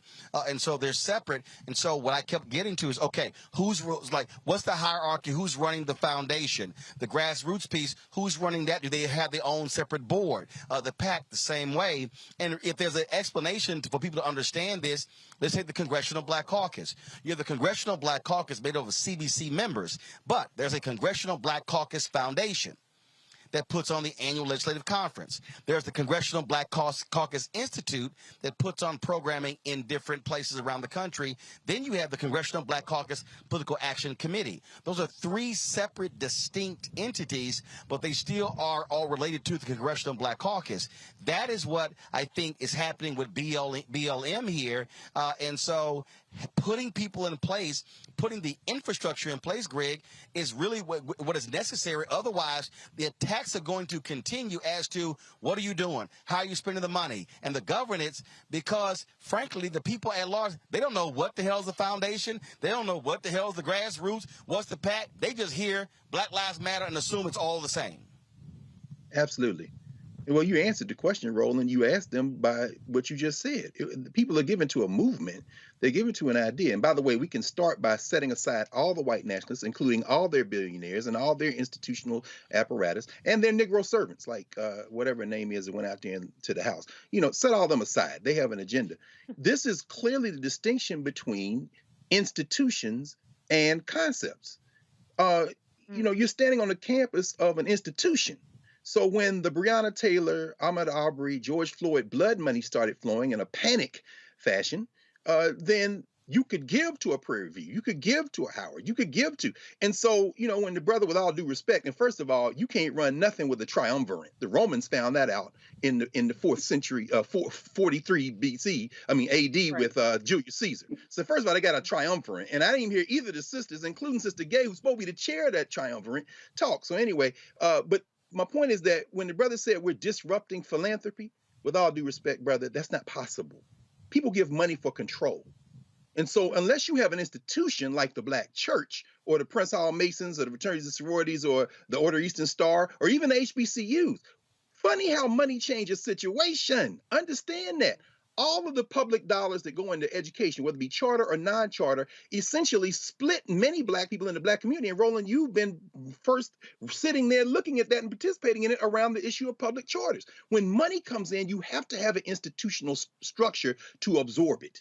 Otherwise, this is what happens. There was no Congressional Black Caucus until the early 1970s, but those are elected officials. They're in an existing institution. They can move forward from that. But when you come to the point where you have something that started as a hashtag, then emerged as a sentiment, then people who had money decide we want to participate with mixed motives. The history of HBCUs is the history of white people giving money to control the curriculum and control what's going on. Go ask Booker T. Washington about that. At that point, you are now in the money game. And so the answer to the question you raised, Roland, you answered it before the brother even said a word, because you're basically saying you're trying to build an institution around a concept. That's not how it works. And these people who are giving money, oh, they got an agenda. Trust, you can't disrupt philanthropy, brother. You probably need to go and study that a little bit. Philanthropy is all about control. And right now, it's the tail wagging the dog.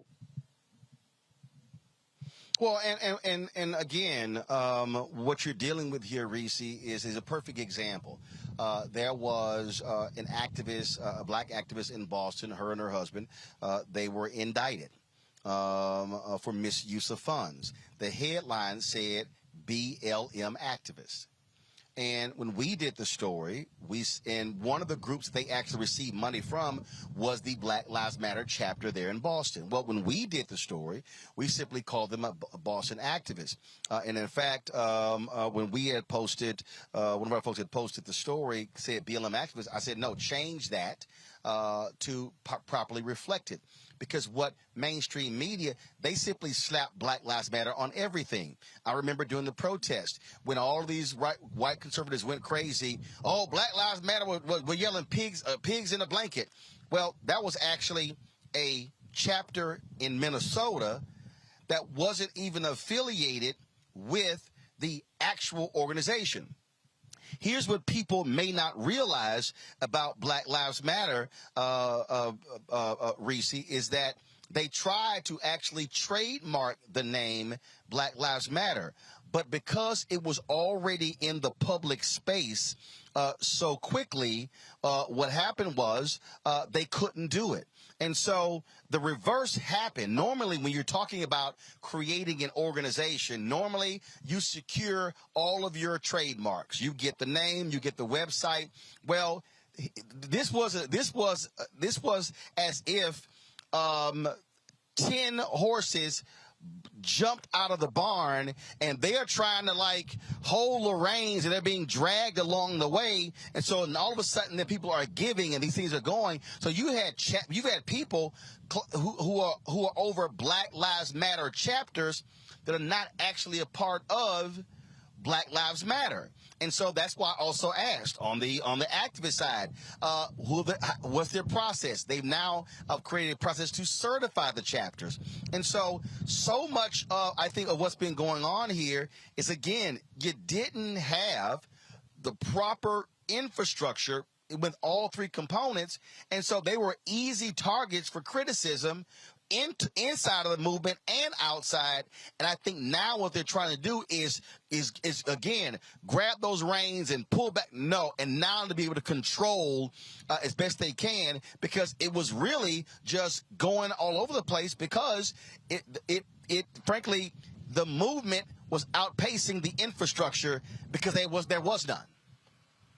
Yeah, but I think it cuts both ways. I think the ambiguity and the notion and the idea that people were contributing to has greatly benefited Black Lives Matter, the global foundation, to the tune of over $100 million. And I think it's a little bit of a cop-out. I mean, yes, they've had to scale up massively because of massive influx, but they've been a multi-million-dollar philanthropic organization or movement for many, many years now. So I'm not going to let them off quite that easy. But I mean, my background. No, actually, it hasn't been. It hasn't been many, many years. No, seriously. The reality is this. It hasn't been. Since you don't think so? Because I mean, No. First of all, here's the deal. Okay, you let me know then. No.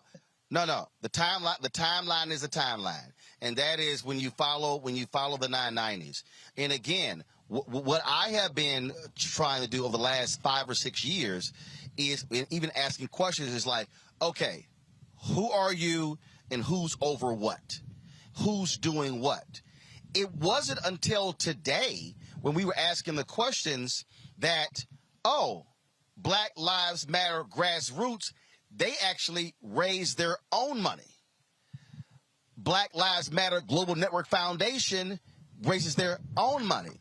So one of the things that I've asked them is, okay, so if somebody says, I want to support Black Lives Matter, who they're supporting. In fact, there was a Black Lives Matter organization in California that was actually against Black Lives Matter. Okay. That's right, bro. And that's right. A corporation or several gave them like $8 million. And when they got exposed, they had to, get the money back because there was an actual group called Black Lives Matter, but they were not actually down to, as Greg said, with the concept. And so that thing has been happening. So because they were unable to trademark the name, literally hundreds of organizations across the country can call themselves Black Lives Matter. So part of this deal is folks didn't know who the hell they were giving to. And so this is also the battle that's been going on as to if you're supporting the Black Lives Matter movement, who do you actually give to? So even now, the Global Network Foundation, I was on the phone talking to someone. So if I actually want to support the protests and the activism, I need to go to that Black Lives Matter entity. If I want to support Black Lives Matter supporting candidates, I need to go to their PAC. But then if I want to then support Black Lives Matter Global Network that's supporting other abolitionist groups, I got to give to that entity. Part of their struggle is conveying to the public who the hell does what. Because for the public, it's just one Black Lives Matter. It's all the same. Well, my point wasn't that they've gotten 100% of the donations that people believe are going to Black Lives Matter. My point is, for many years, they've been getting some level of donations. What proportion of that, of all the Black Lives Matter donations there are, I don't know that. But I would imagine it's been at least 1 million. And so I think as soon as you start getting any kind of donations, there needs to immediately be a lot more accountability in place. And I've read reports and I've seen grassroots complaints about the lack of infrastructure, the lack of many of the things that they are resolving right now. But the point that I want to really hone in on is I think that it's good to be transparent about where the money went, but what they need to be more transparent about is how the decision making happens to who gets the money. For instance, with Patrisse Cullors, her partner, the father of her child, he provided services. That's not to say that there's anything corrupt about that, but, was it sole source? What kind of, proposal process went into determining who were the security services, who were the people that were providing event services? So there is a number of things that they need to do, because one thing I know as a person who works in finance is the appearance of impropriety is just as important, or avoiding that is just as important of actual impropriety. And that's what they're not getting right now. And I think that some of the criticisms or some of the pushback around, well, people are racist towards Black organizations and Black organizations have a lot more scrutiny. True. But when you're $100 million organization, that kind of goes out the window. You have to hold yourself to a higher standard. So what I saw is still falls way short of that, but I'm going to give them the benefit of the doubt that their intentions are good, but 2020 was 2 years ago now. So they need to speed it up. 3 people is not nearly enough. I need to see some org charts. We need to have a lot more stuff going on. Yes. Even on their Twitter, there's no, have a link to a Black Lives Matter PAC the Twitter account, have a link to the grassroots Twitter account. They're really, they're contributing but see to that, but Reese, what you're laying out though is literally the question that we were asking today. And it's because I know that's what I'm saying. Perfect example. And they don't have the answer. No, hold on. They actually do have the answers. What they're actually doing. Remember, Patrisse resigned last year, so now like one of the sisters, she's actually a new board member. So what they said on the call is that they currently have 3 board members. The goal is to have 9 board members. They're also trying to hire an executive director. One of the things that they did was they actually hired consultants who are running the organization, but when you have consultants, you're not having full-time staff. And so again, what we're seeing here, which is why, and trust me, I've even said to them, all right, if I'm calling, who the hell am I even trying to call? We're trying to get somebody on.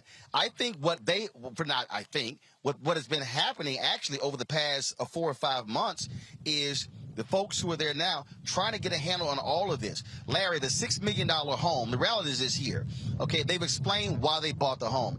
That is actually a yoke around the neck of the organization, because they've talked about utilizing that for black creators, developing content, things along those lines. Again, that's going to be their decision whether they keep it. It's an asset. Let's also be clear, a lot of black organizations don't own anything. They don't actually even own their headquarters. But the reality is, from a public relations standpoint, when someone hears $6 million used on a mansion, unless you fully and properly explain that, you're going to get questions. But here's the other thing, Larry, that we also got to throw out there. Black Lives Matter voluntarily reveal how much they raise. I've been told that the NAACP has received upwards of $150 million after George Floyd's death. They've actually never publicly revealed that. The Urban League has gotten money. A whole bunch of black organizations have gotten millions of dollars in the wake of the death of George Floyd, and they didn't do what Black Lives Matter did and say publicly what they're doing with the money, how much they got. Yeah, so Roland, I wear a couple in terms of some of my responsibilities. I currently serve as chair of a foundation now. So listen to that conversation. You asked some really important questions.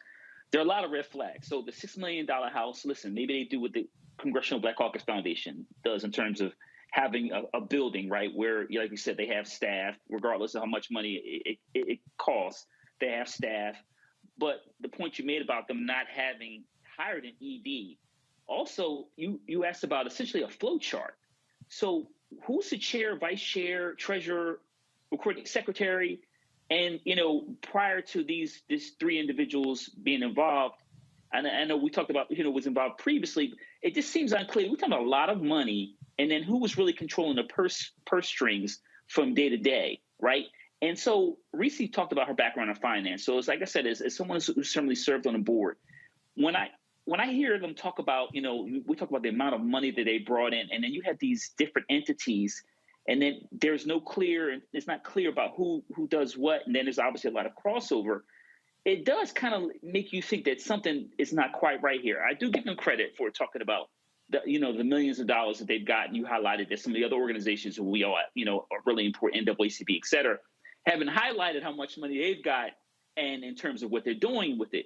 But like I said, in terms of my experience, it really sounds like they have a consultant. They need an experienced ED, and then they really need to have a clear understanding, not only in terms of internally, but explain to people externally, like, we're discussing it now, but other folks who are donating, how exactly these 3 entities work to collaborate, and how and which ways are they different in terms of they're all 501c3s. So there's a lot of work that needs to be done, but they better do it quickly because they're bringing a lot of unwanted attention. Obviously, you talked about these right-wing organizations always attacking black organizations, but in terms of black folks trusting them to give them money, as you know, the importance of the Black Lives Matter movement, they need to be really clear. Like I said, who's leading, who's their ED, who's having the day-to-day operations, what their board member is, and also what do their bylaws look like? Because that's another thing that's going to be really important in terms of who gets elected, how you elect board members. What do your bylaws say? And also like things like give or get, all those other details that are important as it relates to a foundation. This is literally the equivalent. I would dare say this is the equivalent of you having a cash-based business, and all of a sudden Your product is blowing up. And man, now you sitting here going, okay, I'm one person. Now I got employees. I got to hire HR. I got to have an HR handbook. You have to put it together. This is why early on, I was talking to individual activists and I was texting them, tweeting them. I kept saying, I remember there were several activists. They had put some stuff out on social media about donating.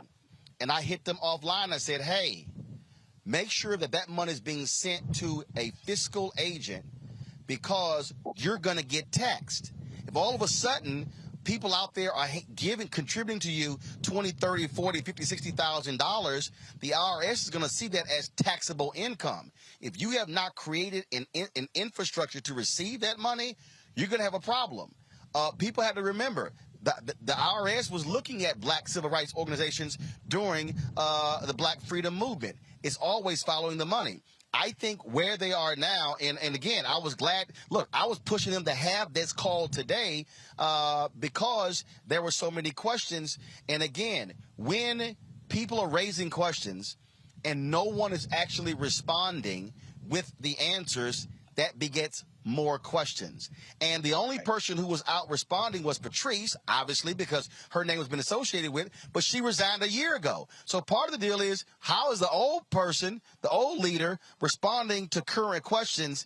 And so that's also what's going on here. And so what I've asked them, I would like for them to come on this show because I have more questions that I think need to be answered so people have a better understanding of what's going on when it comes to what they're doing. But I will say this to everybody who's watching, to all black folks. And this is very clear, I am not saying do not question Black Lives Matter. I am not saying do not hold them accountable. What I am saying is, black folks, we had better be willing to question other black organizations and other entities that supposedly have black interests, because a lot of times we are more willing to criticize our own than other folks and challenge them on what they're doing with the resources and the money that supposedly is supposed to be impacting black folks. And so that's one of the critical things that I think is also important. I think, Greg, you wanted to make a comment there? Yeah, right quick, Roland. I know we got to go, but you know, it's funny because we live in a society where our attention spans are short and our memories are maybe even shorter.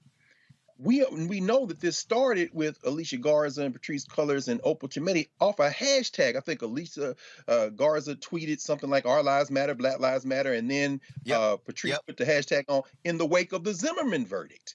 And then a year later, not even a year later, Mike Brown and all these young people are driven to Ferguson. And the money is coming in, but not really. And these aren't people who have an organization. Remember our friend with the blue vest who was everywhere and now is nowhere. Well, this is during the Obama administration. And then what you see is by 2015, they actually do try to meet. They met in Cleveland.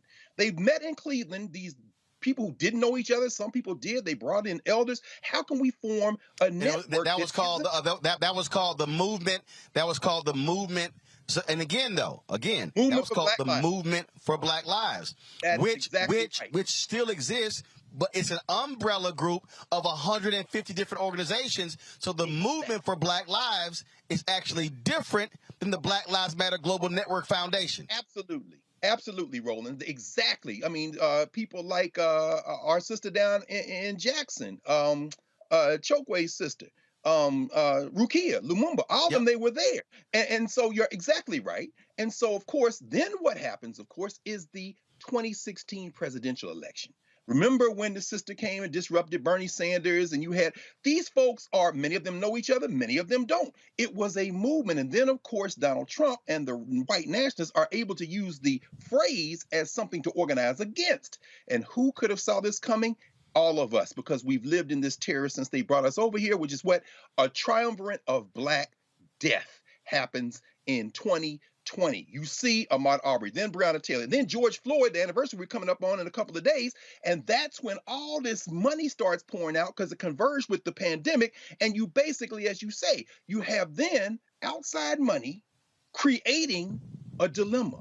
But this movement had tried to get its legs under it 4 years before. But that Black death that rain money on places like the campus you're standing, that rain money on the NAACP, rain money on an idea. But by then, people who didn't know each other had fallen out. Is Garza talking to Colors? Is Colors talk? They weren't people who were involved in an organization. And up until those deaths converged after 4 years of the Trump administration, it wasn't even a thing that would have boiled over. Roland, you've interviewed on this show people involved with the network that these three folks are trying to help put together now, who have criticized, as Reese said, them internally because they say, we were there, we were involved, but we fell out with this person and we didn't get a nickel. So, I mean, at the end of the day, as you say, we have to step back and put this thing in context to remember that we have real and open enemies in this world and in this country. That boy that killed those 10 people in Buffalo who did not act alone, I don't believe, I read all that damn manifesto, didn't I? And by the way, son, say it with your chest. You said if you got captured, you'd plead guilty. But you didn't do that, did you, you punk? My point is they are also bankrolled in terms of that weaponized propaganda with people with institutions. You do not fight institutions with individuals. And as you say, finally, in their defense, and you've made this clear, they tried to get their legs out from under them years before this. But once their money gets in this situation, the thing can go a way that you could never predict. Well, and I'll tell you before we go to break, because I definitely want to deal with the Deion Sanders, Nick Saban thing with the panel. I'll remember, I never forget reading an article, and there were these young activists on the East Coast, and there were some white donors. They wanted to give to them. No, absolutely not. Then a year later, they were like, what the hell are we thinking? Because what happened was the folks who were activists were like, damn, we got bills to pay. We got apartments, we got light bills, we got food bills. And so what happened here was there were a number of people who were thrust into activism who were never a part of organizations. That's right. There are people who are listening, who are watching, and who will say, oh, man, we need new organizations. But, folks, this is why Stokely Carmichael said, you cannot find a black person who's been able to achieve anything unless they've done so through an organization. Because what an organization gives you is infrastructure to be able to move and grow. And then when you get tired, somebody else can step in. So many people, there are a lot of young sisters and brothers across the country over the last decade have learned why institutions matter, organizations matter, why trademarking a name, having copyrights, having a bank account, having all of those things, having, as Larry said, bylaws, having a constitution, having a process to elect people. I know this decentralized leadership thing was a part of Occupy Wall Street, and a lot of people, a lot of young black activists, because they didn't want that one person, they didn't want that Dr. King, they didn't want that Reverend Jackson, they didn't want that. But the reality is this, and Reese talked about on the accounting side, you cannot have an organization unless you have hierarchy. You cannot have an organization unless you have people in place, general counsel, HR, all of those different pieces. And so people have great intentions, but just like businesses, if you do not put the pieces of the business in place, your business will fail, and you will have all the growing pains. You'll be owing back taxes. Who's supposed to pay the property taxes? Who's supposed to pay this? I never had to pay the state taxes and the federal taxes. That's infrastructure. And so I think what Black Lives Matter Global Network Foundation, what they are now dealing with is they're now dealing with having to put the infrastructure together to be able to properly handle and disseminate nearly $100 million. But if you ain't got an organization to do it, you're not going to be able to be successful. And so I look forward to them coming on the show. I'm going to keep you all abreast what's happening with them. Short break. We're going to come back. Nick Saban actually showed. Go ahead. I just want to say, going to Dr. Carr's point, I think that what Black Lives Matter, the organization needs to do is take some of the personal and some of the emotion out of it. When I read Patrice Cullors saying she trusts this person or that person, and that's how they got these, $100,000 or $970,000 contracts. in order for an organization to be successful, there has to be a more democracy to it. It has to be more credentials based. It has to be more fairness in terms of a broader pool that they're going from. So if they get away from the cronyism, if they get away from who they It's feel called comfortable process. with, yes, process. Boom. That's what it boils down to. Get away from just who you like and the cool club, and put the process and fairness and transparency in. But I did ask the question, and what I was told is that the individual with a security contract has a security company, has done security. But part of the deal is you got to tell people that. The impression that has been given thus far is that this money was just given to some her baby daddy. That's literally how it's been, as opposed to say, this is who this person is, this is their security company, this is how long they've done security, this is the other people, other clients they've had. They actually have a real security company. That hasn't been done. But part of that deal is they haven't had a communication apparatus to be able to tell their own story. And so all of the things that we're saying, they literally are having to build those things, which is a part of the reason why there have been so many questions. And so we got more questions and, of course, hope to get more answers. Real quick break. We'll be back, and we'll talk about Nick Saban. He didn't open a can. I don't know if he really wanted to do that. Yeah, we'll talk about the money when we come back on Roland Martin Unfiltered on the Black Star Network.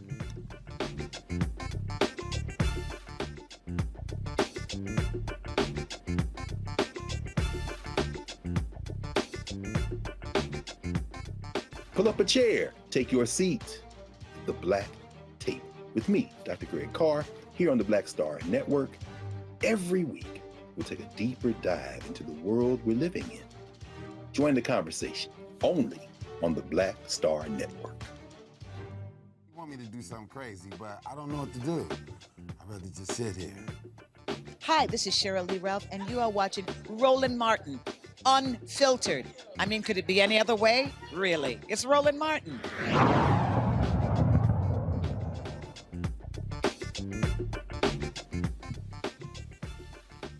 All right, folks, Roland Martin here on the campus of Prairie View A and M University. Last couple of years, actually not last couple of years, you have seen a number of top players give consideration to HBCUs.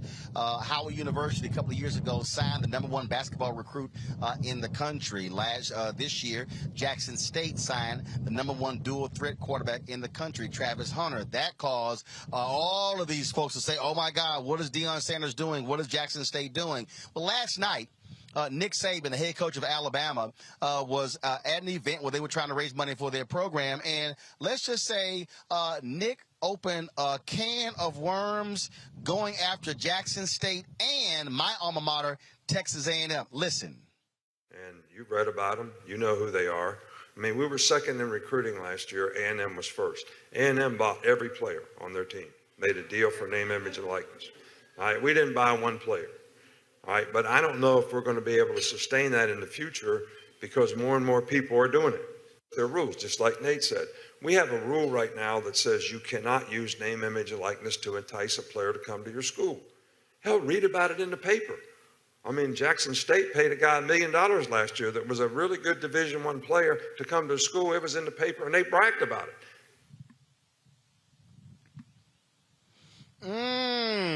Really? Well, Jimbo Fisher, who worked with on the staff with Nick Saban when they were at LSU, let's just say he was a little pissed off, held a 10-minute news conference, and he was breathing fire the entire time. We do things, the ethics in which we do things, and these families, it's despicable that a reputable head coach could come out and say this when he doesn't get his way or things don't go his way. The narcissist in him doesn't allow those things to happen. And it's ridiculous, but when he's not on top, and the parity in college football he's been talking about, go talk to coaches who coach for him. You'll find out all the parity. Go dig into wherever he's been. You can find out anything. And it's a shame that you got to sit here and defend 17-year-old kids and families. And Texas A&M, because we do things right, we're always going to do things right. But we're always going to be here. We're doing a heck of a job. These coaches have done a great job. Our players have done a great job. The whole organization of recruiting people.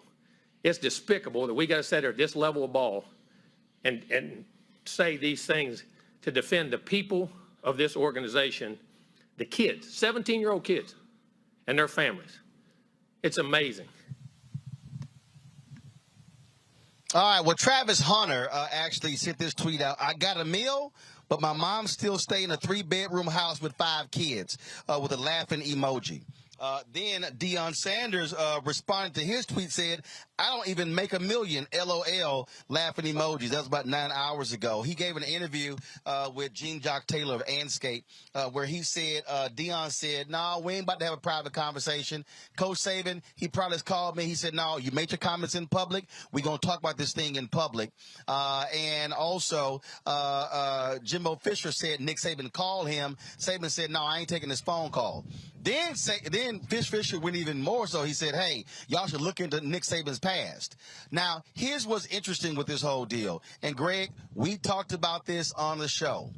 When top black players in basketball and football start saying the hell with the major white schools and start coming to HBCUs, then these white coaches are going to lose their mind, because if what Travis Hunter has done starts a trend, again, he was the #1 dual threat quarterback in the country, committed to Florida State, he start coming to a Jackson State. You got Hugh Jackson hires the head coach at Grambling. You got Reggie Theus, who's the athletic director, basketball coach now at Bethune-Cookman. You've got Eddie George, the head coach at Tennessee State. Prairie View has hired their new coach. What is Bubba's last name? Bubba McDowell used to play with the Tennessee Titans. He's now the head coach here. So now what's happening is you got Gary Payton, who's coaching in Oakland. Now all of a sudden, with name, image, and likeness, now all of a sudden you can create these collectives.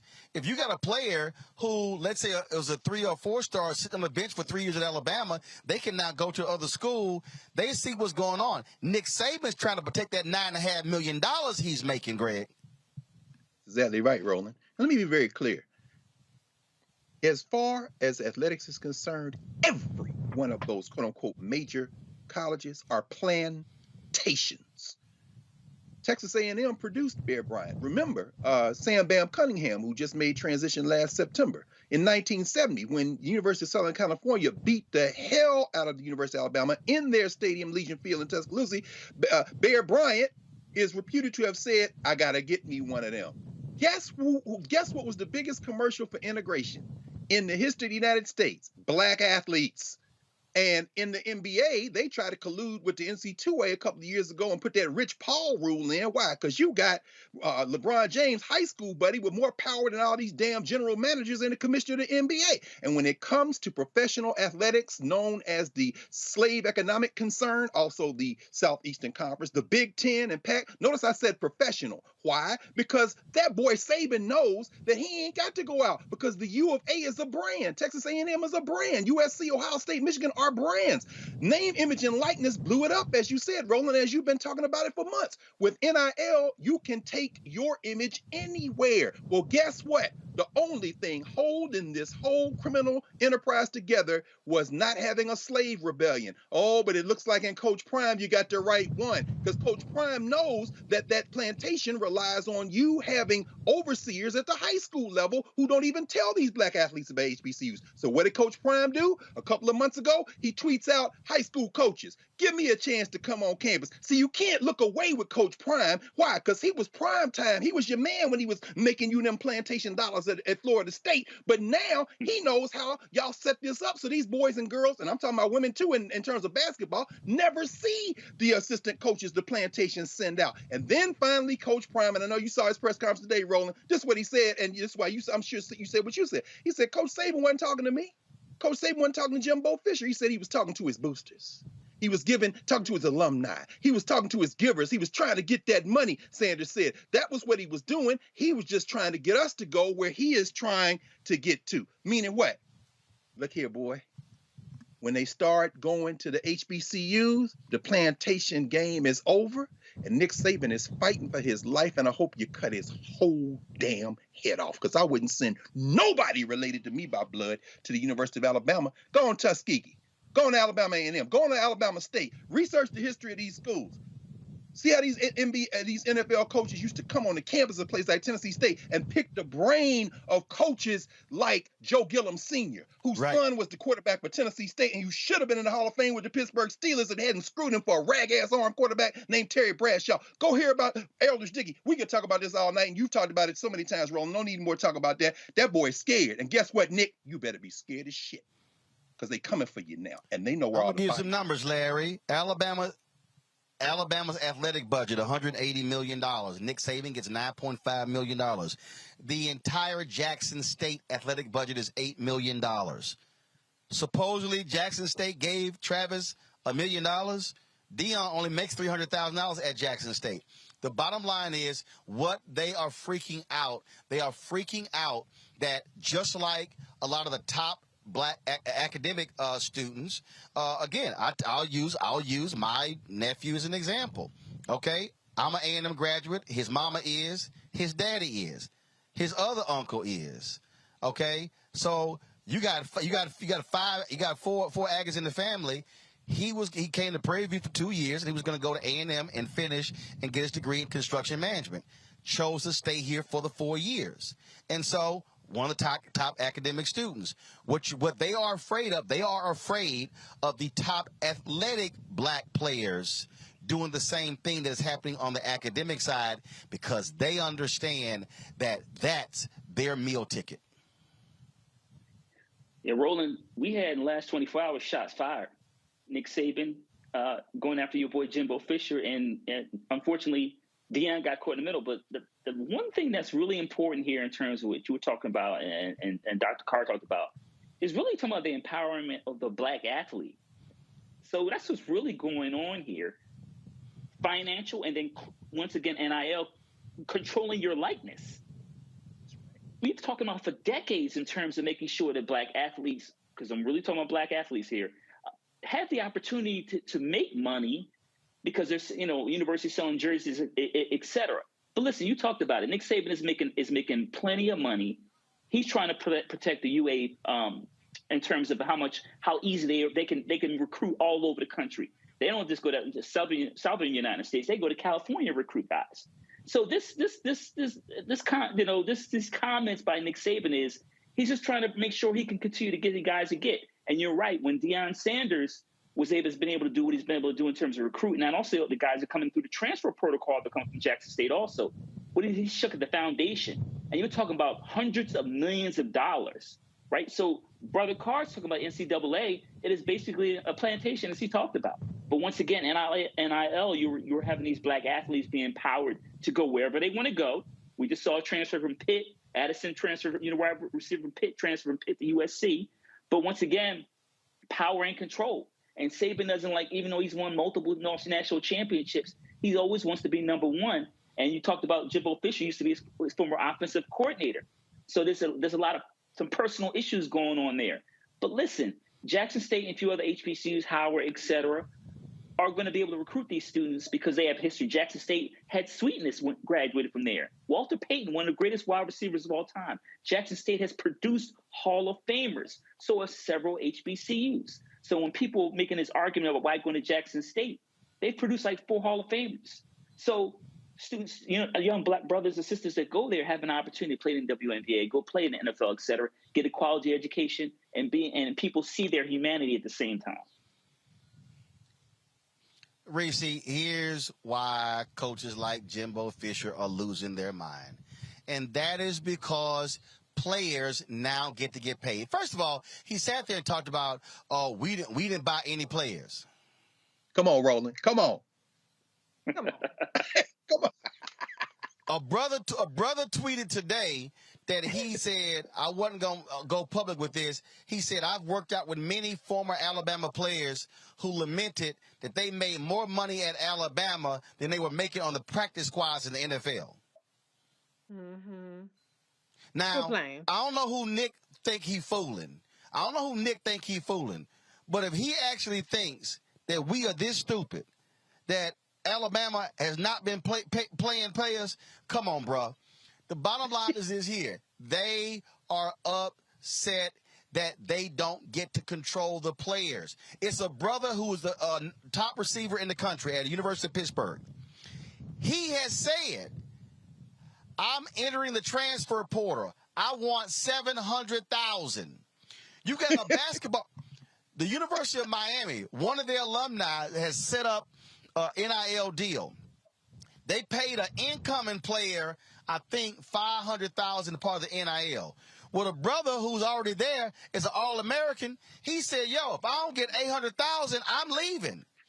What they don't like, and then all these coaches, well, this is not right. The players are making decisions on where to go because of the money. Your punk ass deciding where to coach because of the money.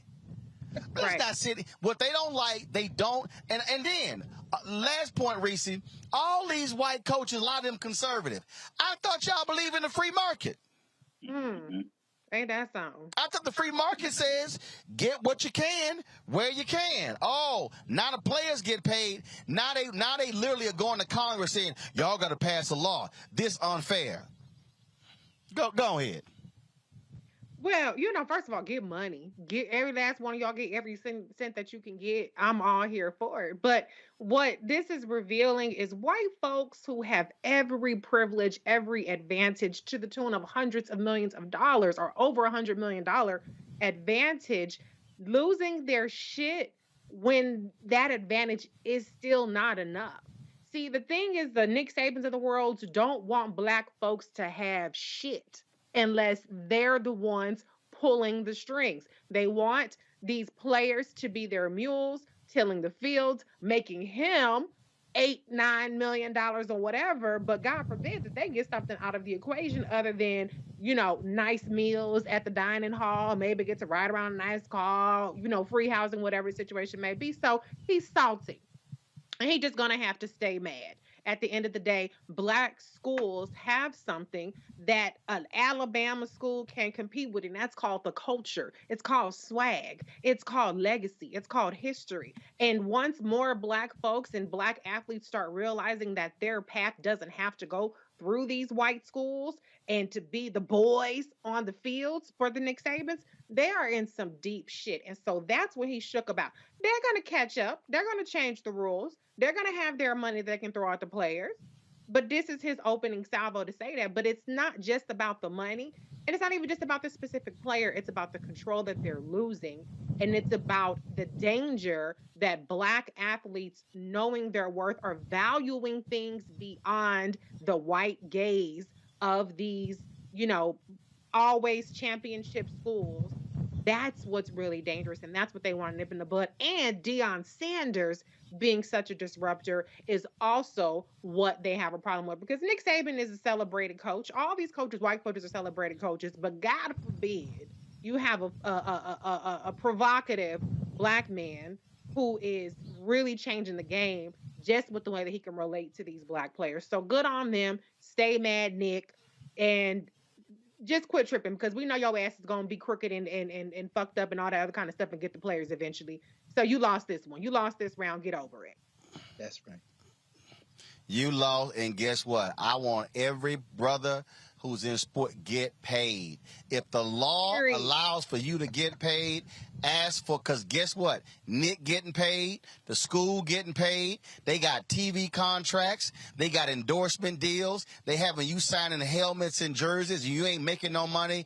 Damn it, get paid. I told y'all America is a capitalistic society, and the reality is the talent is I've been making the money, and it ain't no different what I've been saying to all these HBCUs. Y'all need to be looking at every single one of y'all contracts and saying, hold up, are we properly monetizing and getting our value? I said it. I don't understand how the State Fair Classic is not on television. Prairie View and Grambling should be looking at their contract and saying, okay, are we making enough money? Grambling should be able to get enough money for the State Fair Classic to bring their band to Dallas. They have it.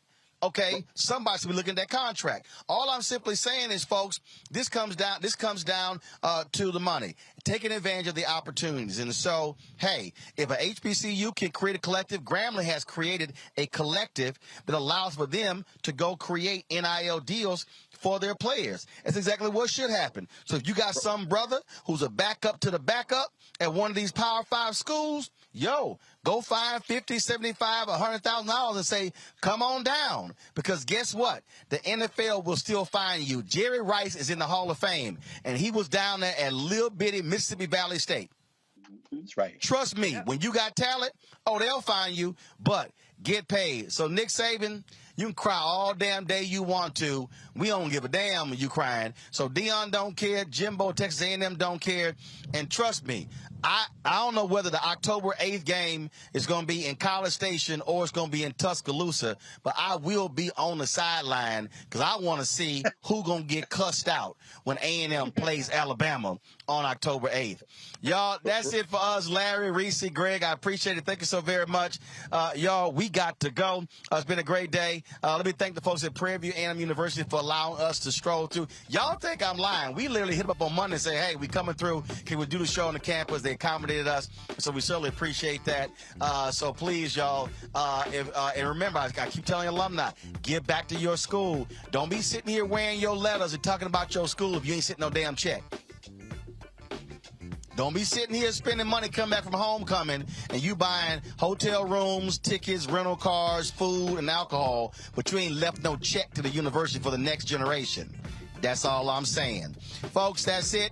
Tomorrow, we're going to be live streaming at noon the ceremony at Jack Hayes High School. We're giving away 2 more of my scholarships. We did it last year for the first time. I'll be on the campus of JY tomorrow, and we'll be broadcasting the show from Jack Hayes as well. So we'll be in Houston tomorrow. Thank you so very much, folks. I will see you tomorrow. Roland Martin Unfiltered right here on the Black Star Network. Holla!